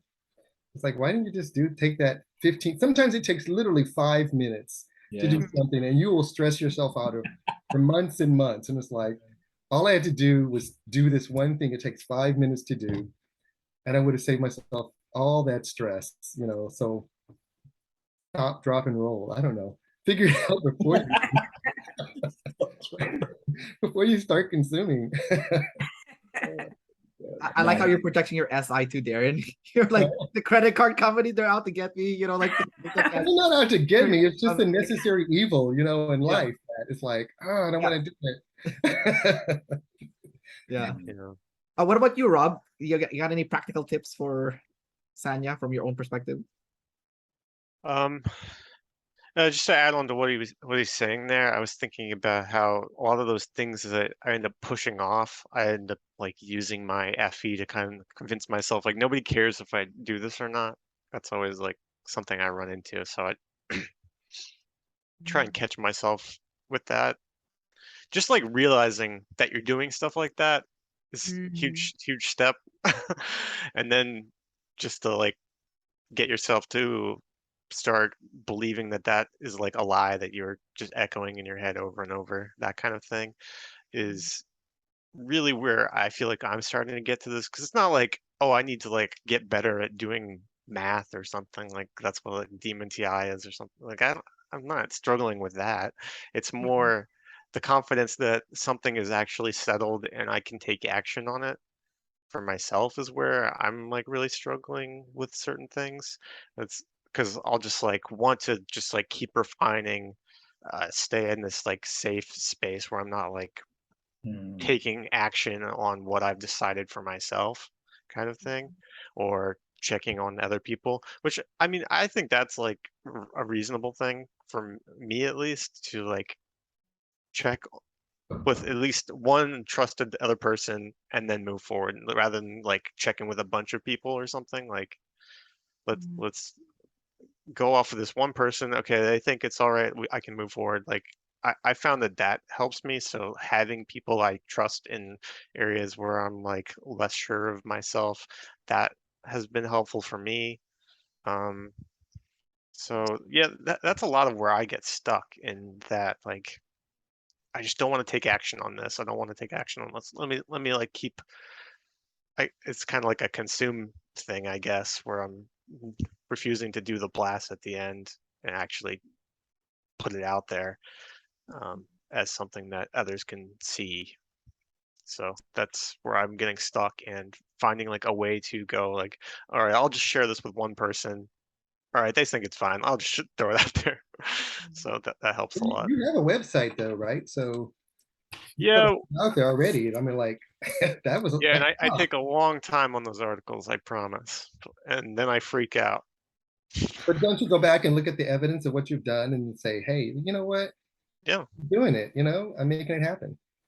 yeah. I mean, I find that writing the articles, and I have a ton of unfinished ones, um, is not as bad, but like doing videos is really hard. So Rob, I got a quick question. yeah. Deep question, yeah. Is that a bike behind your chair? A bike. Yeah, just curious what. Oh, geez. Which way am I supposed to turn? Oh, Yeah, it's like yeah, it's like a unfold exercise bike thing. Oh, yeah. It was in my head. I was just wondering what it You was. saw the bike seat. Yeah, and there's like a lamp behind it, so it looks like even weirder. Looks like it's It like looks like an combined art together piece. with my pixelated camera here. But yeah, I yeah, thought it was on an a, art piece too. Yeah. I know, it's like a honestly, pixelated art piece. Yeah. Hmm. That if you stand back further, it'll make your face or something. Yeah. Oh yeah. on a Yeah. serious note, Rob, what you said about, when you show it to someone, I do that as well. Like I got a few, I use the math of OP. I'm like, okay, I got a few TE friends that I'm close with, so they understand that I'm going to get triggered in certain areas. And I'm like, okay, this is what I come up with, throw it to them, tear it apart, and be ready for that. And that kind of helps me go, okay, this is what I'm doing. And they see a little bit where you're going a little bit crazy, because I know the subjective functions they're crazy, let's be honest, in a way. That kind of helps me a little bit as well. Yeah. Yeah, no, I feel like it's really important to find somebody that you think is actually going to like take your thing seriously too, because like Yeah. some people will just be like, "Oh yeah, it's great," and like No. it's just like you can tell. Yeah. Um, I yeah, find what I've found right now is like, whatever function you are, if you give it to someone of the opposite modality, sometimes it helps. I feel like I've got a few feminine TE friends where they know I'm going to get a little bit defensive, so they can kind of stroke me in that sense, like, okay, this is where you're going wrong. Whereas my masculine friends would tell me, like, in the field of battle, you fucked up, basically, which there's pros and cons to when you want to have it. But when I'm like trying to build it, most of the time it seems like the feminine, just for where I'm at right now, without getting triggered as much, seems to help. the other thing I was thinking about earlier, I forgot to mention this, is something where you're like forced to put yourself in a position where you're basically going to fail. Um, like Yeah. giving yourself some kind of time limit that you're just not going to get it to the point where you're going to Yeah. succeed to the level that you want to, regardless. That's a way to like force yourself to encounter some sort of failure and encounter therefore growth. So How do like, you you plan strive- for oh, sorry. failure? how do I what? How do you plan for failure? I don't know. That's a concept for me.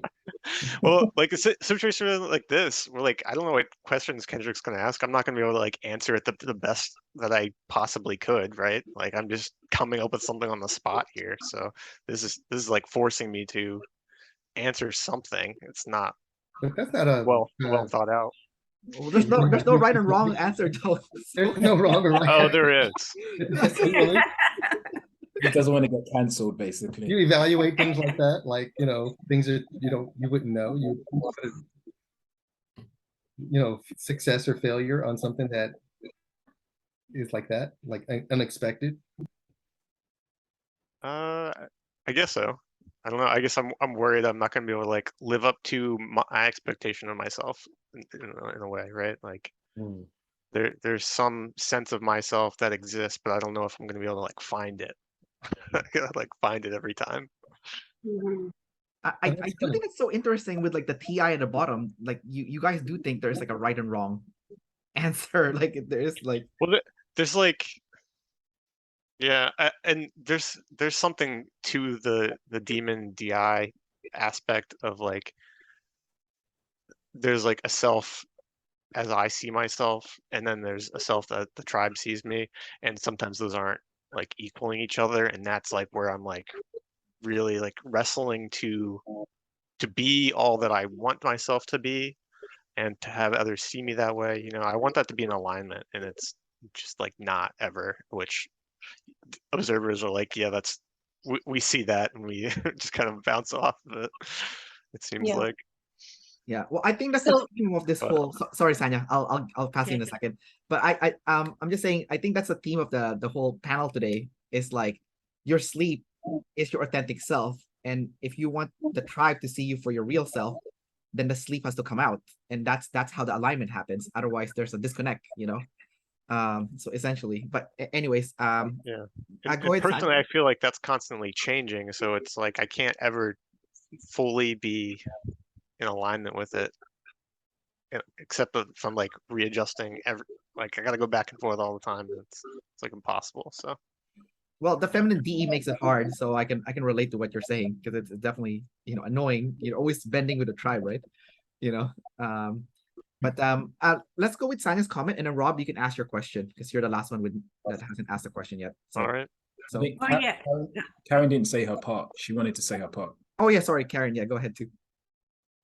Oh, okay. Well, so I was going to say something about what Rob was saying, which is, if there's time, I can answer Sanya's question too.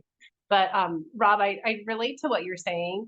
And one thing I was wondering is how much time do you think you would need? How much lead time, say if Kendrick had sent out all of his questions that he wanted to ask, do you feel like it would take for you to deliver the best sleep possible on a video like this? Is that a week? Is it a month? Oh man. Well, I have gotten questions for interviews before, and it's not like I sit down and like write out a full speech because I'm like I'm not gonna remember exactly what I want to say, right? So I try and get like bullet points or something. Yeah. And I don't know, I wouldn't need like a full week or anything. I remember before our original interview, Kendrick, like I knew the questions that you asked everybody roughly the same questions. I don't know if they're exactly the same, but so I was like preparing myself for that, and probably like a couple hours at most or something like that. Yeah.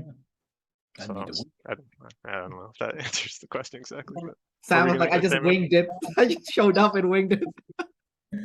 How often do you guys hear something and then you compare yourself to other people or ask yourself questions all the time? You do that a lot, like ask yourself, anything happens, you're like, what would I do about that situation? Even if it's happening to somebody else. Do you constantly ask yourself questions, or do you just kind of go about your business and what you do? I think I do that. Yeah. I'm We're asking constantly everyone. asking myself questions about stuff. I don't know. I don't know how do you all feel about that? Do you constantly Ask question yourself yourself? questions. How Yeah. do I feel about that? I just say I'm too fly to get into that situation. Even if I'm in a movie, if I'm watching a movie, I'm like, what would I do if I was running down the street and the killer was after me? Well, I wouldn't go there. And who goes to telephone booth? You know? Yeah, I find that I found that kind of thing I so would hide hard. behind this thing, and then I would, you know. Yeah. I'm constantly like that. Or, you know, yeah, somebody tells me about a conflict. I'm like, what would I do in there? I was in their situation. Yeah, I actually played a pretty intense story game recently called As Dusk Falls, where there's like some pretty critical decisions you have to make, and like both of them kind of suck. So, uh, and they like give you some time on some of them, but other ones are like 20 seconds at most. But yeah, I try and just like go like instinctually, because like a lot of those things I just like, it depends so much on like the little factors, and it's like, oh, this isn't me, but what would this character do? So it's hard. I just try to like, go instinctually, because yeah, when you have two bad decisions you're choosing between, it's so rough. You have to take the lesser of the two evils, I guess. Yeah. All right, guys, just for the sake of time, I want to nudge us along. Yeah. So Rob, last question for you. So for everyone else, so go ahead and ask the question. Well, I was kind of interested in something Sanya had said earlier about sharing interests and how that was something that was difficult for her. So I was interested to hear from other people if that's something that's difficult for them, and maybe how they would go about shaping a conversation in a group of people, maybe like this, towards like maybe shifting it towards something that you want to talk about for yourself. So I guess it's like a demon DI. Yeah. Question, like, oh, I'm interested in this, but I don't know if other people would be, like, maybe objective personality as like thing that we're all into. Like, if you were in a group of people and you didn't know if any of them were interested in personality theory at all, would you ever bring that up? How might you approach that? From what I've seen, I watch a lot of the DIs do it, and they're nice people in general. But I'm just like, yo, you don't even care. You just throw your topic on the table. So I'm like, whoa, you can do that. All right.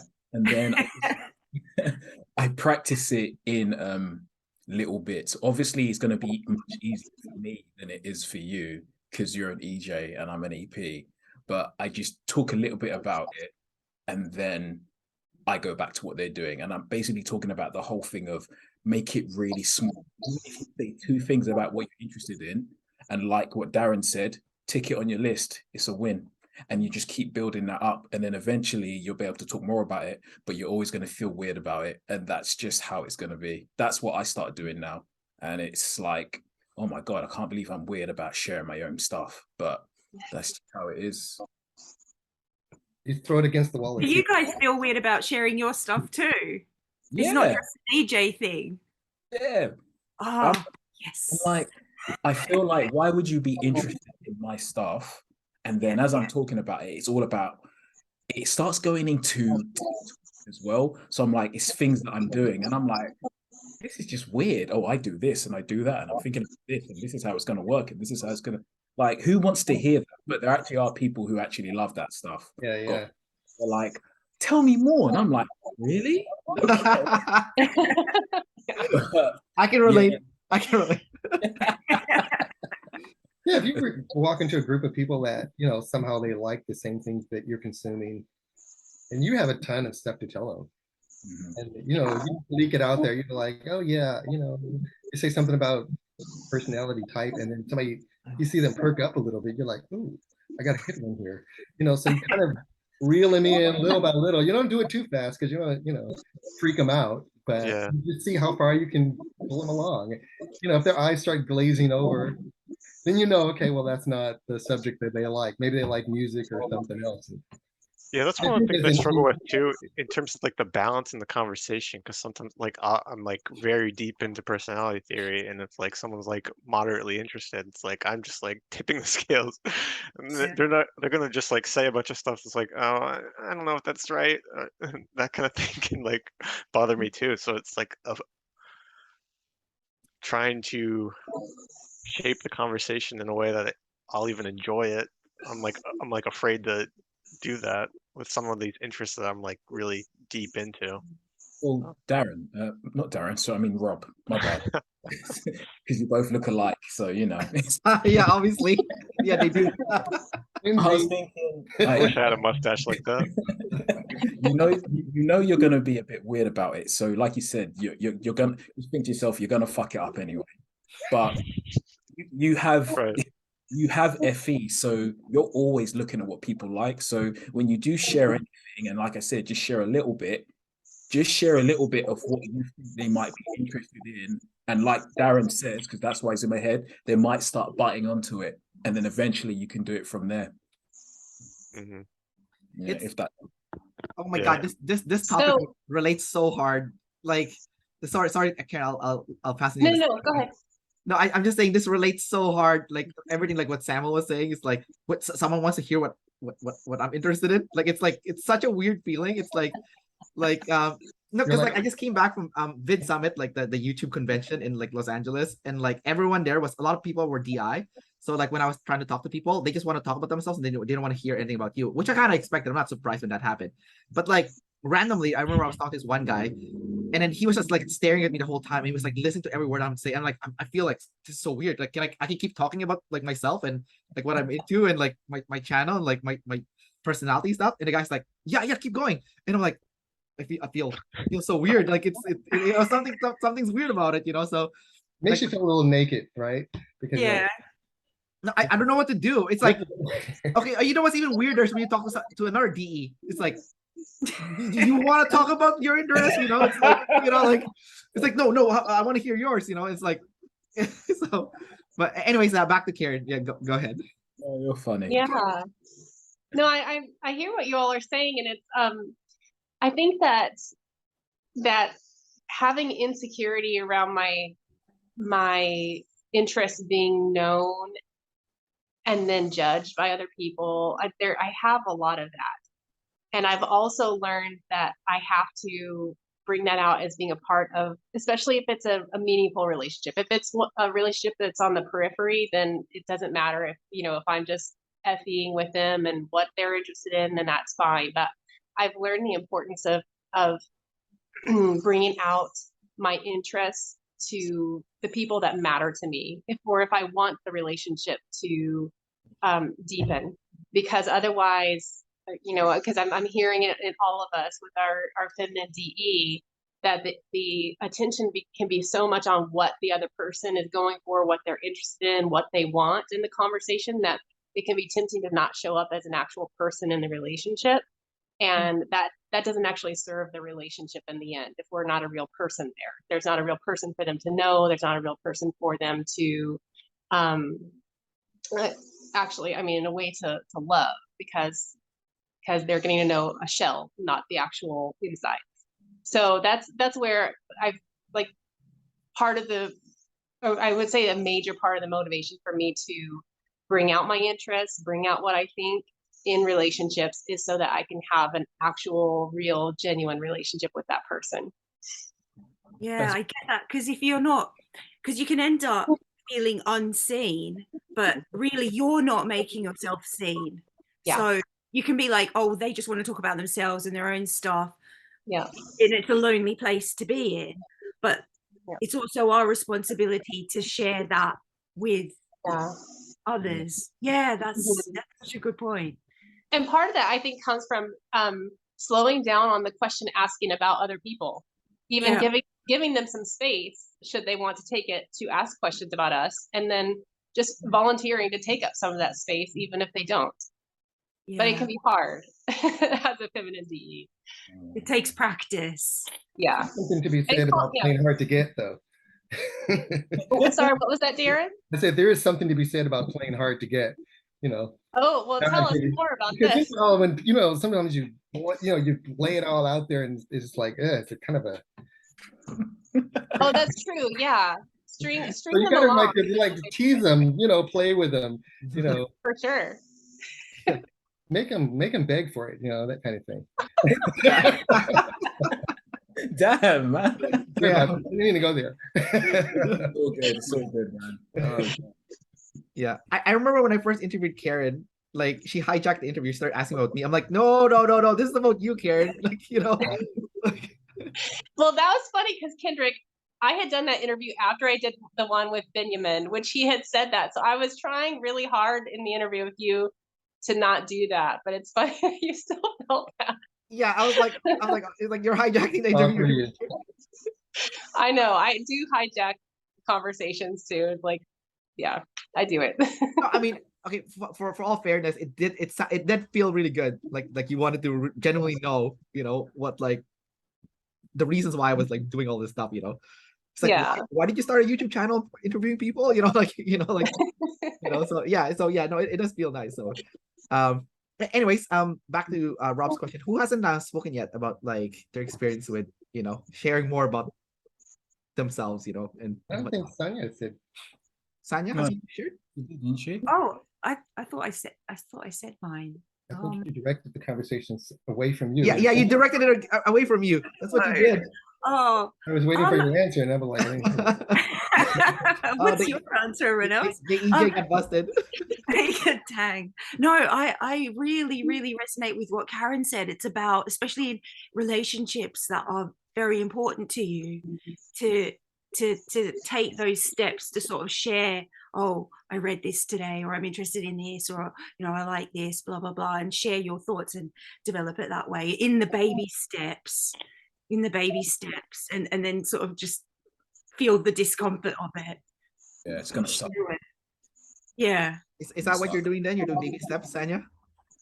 Yeah, I think so. Because like I still find, like, even with my family, sometimes I find it embarrassing to talk. And it's the same thing with what Rob was saying. It's like sometimes if I'm scared, like if I start talking, I'm just going to overwhelm them with a bunch of information that they don't really care about.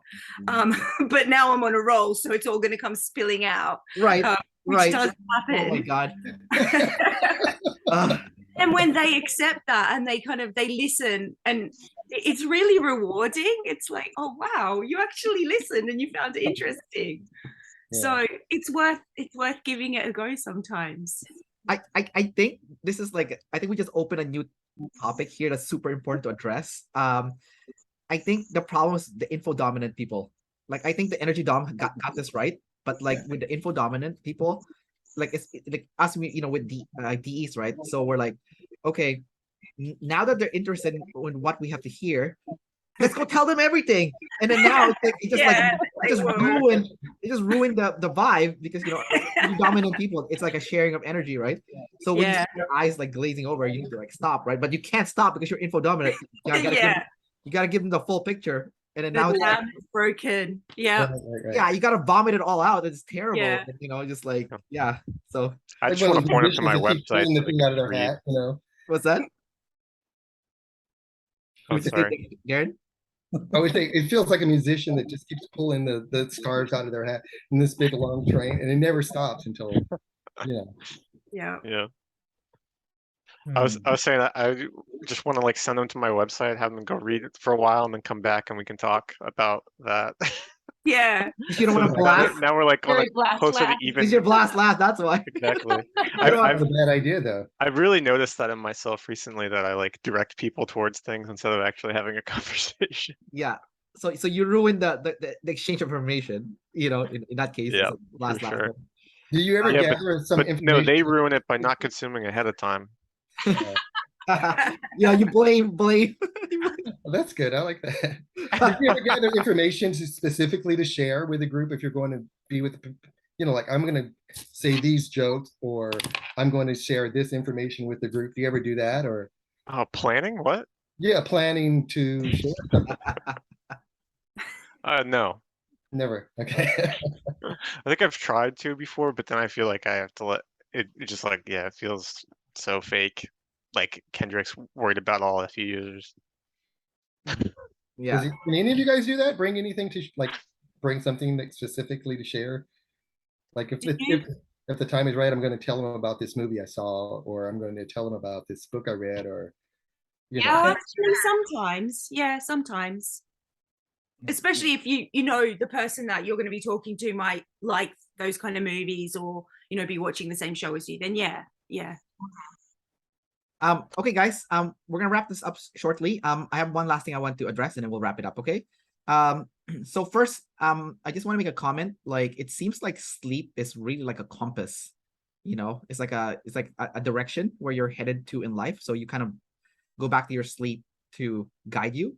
But at the same time, I feel like if you want people to know you authentically for you, you kind of have to tell them your direction almost, you know, your inner compass essentially, because that's part of sleep from what I'm seeing now. You know, like Samuel did his template, you know, for like long-term planning. So it's like sharing that with people. It's like, no, this is what I plan, you know, because this is what I want. This is what I want for myself, you know.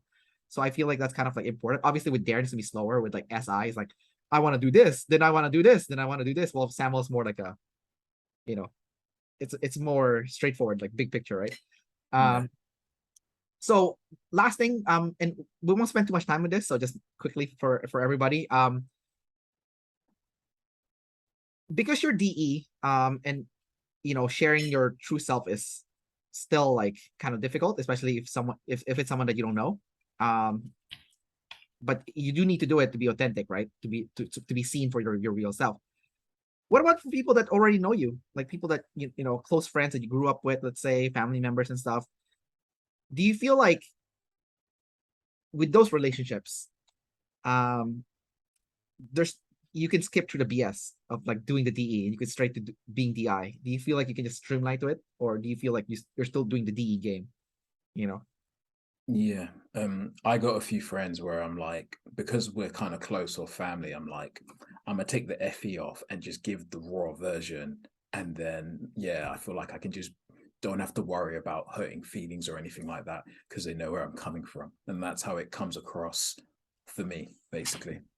And do you like it that way? Like you skip through the BS and just go straight to the point, or? Of course, because in my subjective head with the FE side there, I'm like, okay, I've got to be careful how I say it like this because these people, and then happen in the future that I might get some bad problems, and I'm just doing all this mental gymnastics where if it's someone I can just go straight up raw with it, and they know it's the essence or the concept that I'm referring to, but it's just because I've got some crazy NI in my head that it comes across in this particular way because they know me over time, so they know, okay, he's not that type of person, he's just what he's saying to get the message across.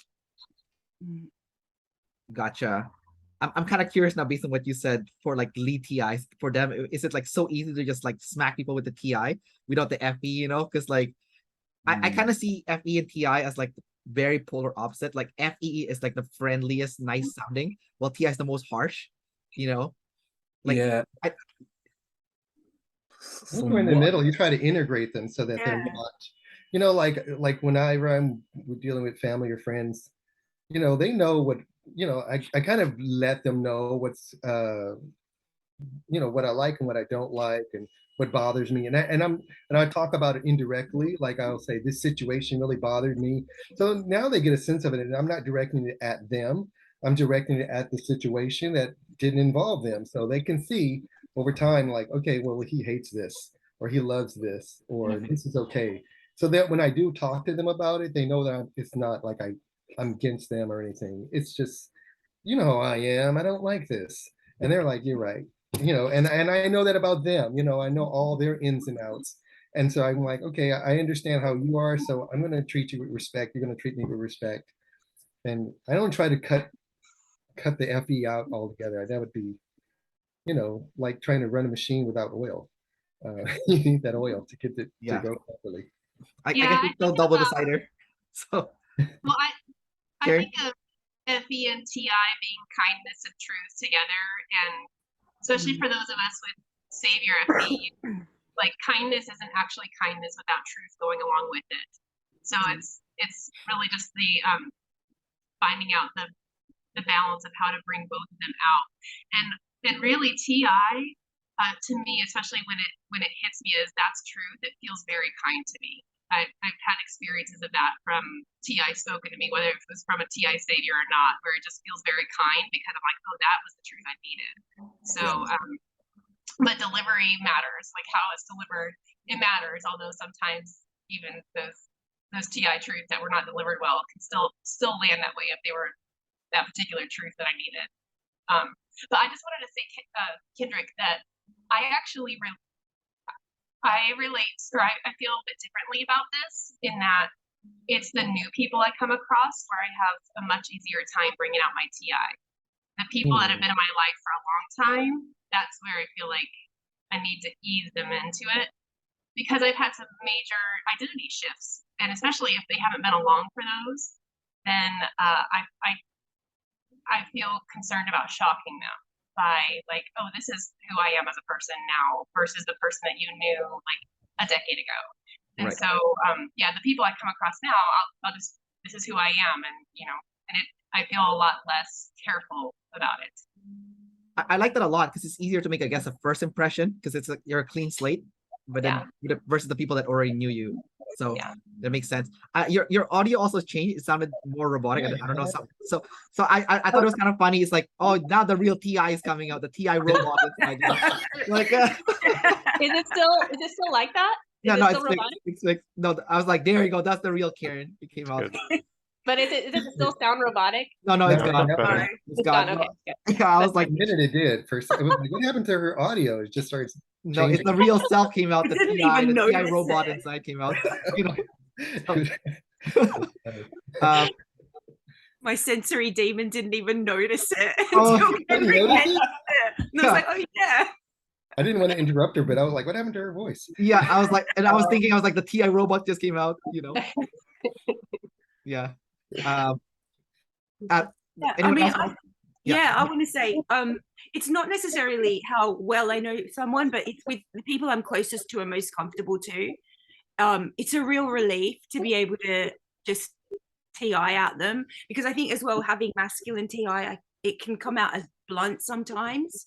So just knowing that they know you well enough that they can accept that bluntness sometimes, and they're not going to like get offended and hurt by it or whatever, and they know my FE is always going to come back. But yeah, I find it way easier to just TI with people that like with those really close relationships.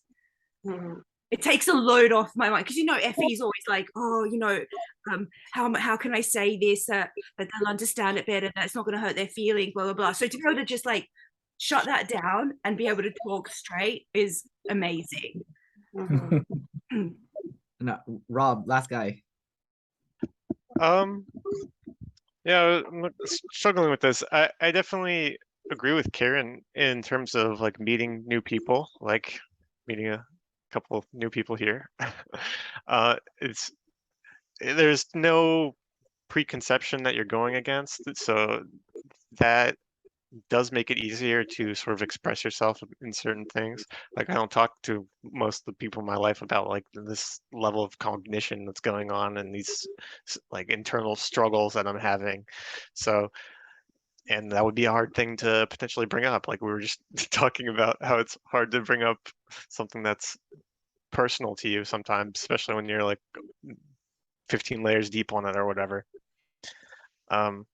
So in that sense, it's pretty difficult. So I try and again just like keep somebody that's in those weeds with me that I feel like I can like share those thoughts with, share those frustrations. So like at work, there's like coworkers. There's actually a survey we do every year that one of the questions is, do you have a best friend at work? And that's kind of like the person that you're able to like share those work gripes with, kind of thing, is how they define that. So I do think that's really important just for pretty much anyone, not just someone with Demon TI, but also good to have therapy for that place where you're not worried about the judgment and sharing. So plugs for therapy. Yeah. Yeah. It helps to have a like-minded person that you can share something with that they will understand genuinely, because they have the similar struggle. So that if you're like venting to somebody, that they're not going to take in the wrong direction, because some people will, you know, they'll take in the wrong place.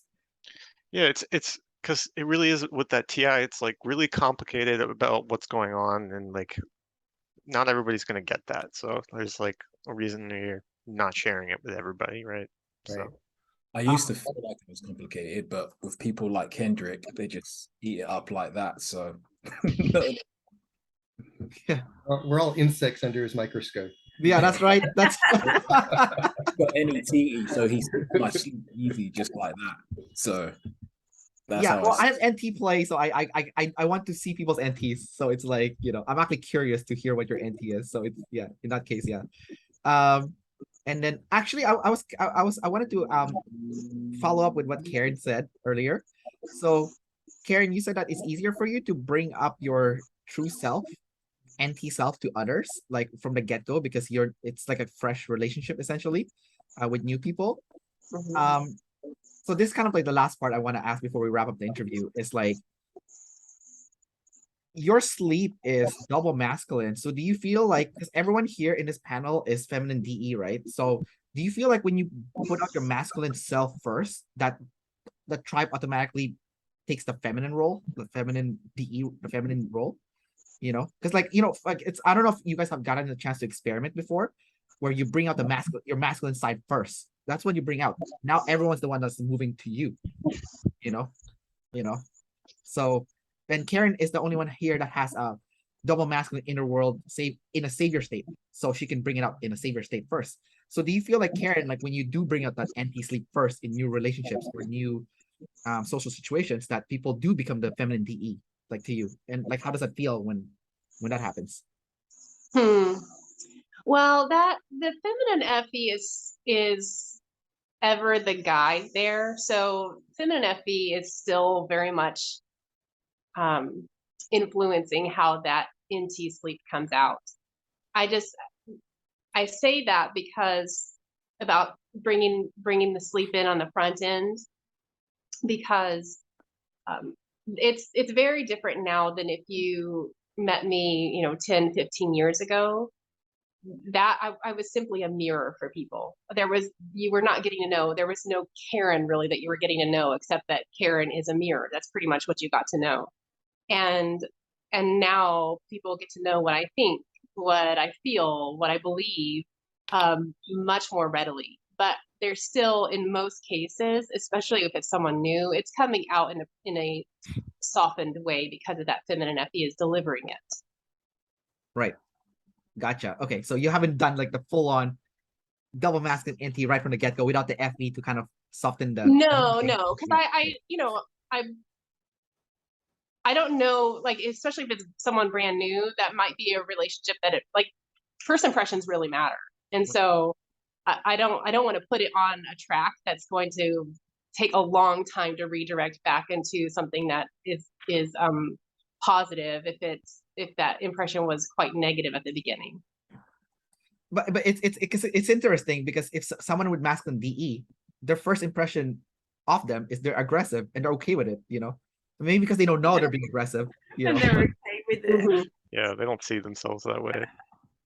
Right. But it's still okay because they still make friends and stuff, right? Even though they're aggressive and stuff, it's just people that like maybe a little bit intimidated by them. So I don't know, something to think about. I guess like to something to like experiment with, like sometime, is like, what if you just started with the double masculine, on your interaction. If I do, I'll let you know how it goes. Yeah, I'm really curious. It's like I was laughing my ass off inside with my masculine FI when Darren was saying, everyone's like an insect to me. I'm looking through a microscope, but it's like, yeah, I'm like, I am kind of curious to see the experiment that everyone does though. So it's like, what if you guys did start with your double masculine, like Samuel double masculine, ST consume, Rob that happens to me in the gym.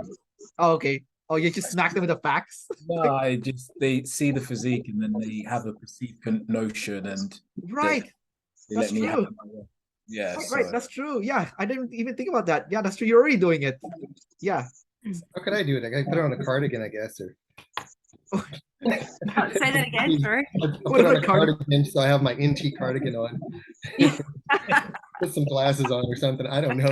Yeah, because consume introverted. So how do you double masculine that outwards? Yeah, someone did say like lead NTs wear cardigans, right? So yeah, Darren, you need to have the Jordan Peterson cardigan. I don't like three-piece suits, so I don't know what I'm gonna do. Yeah. All right.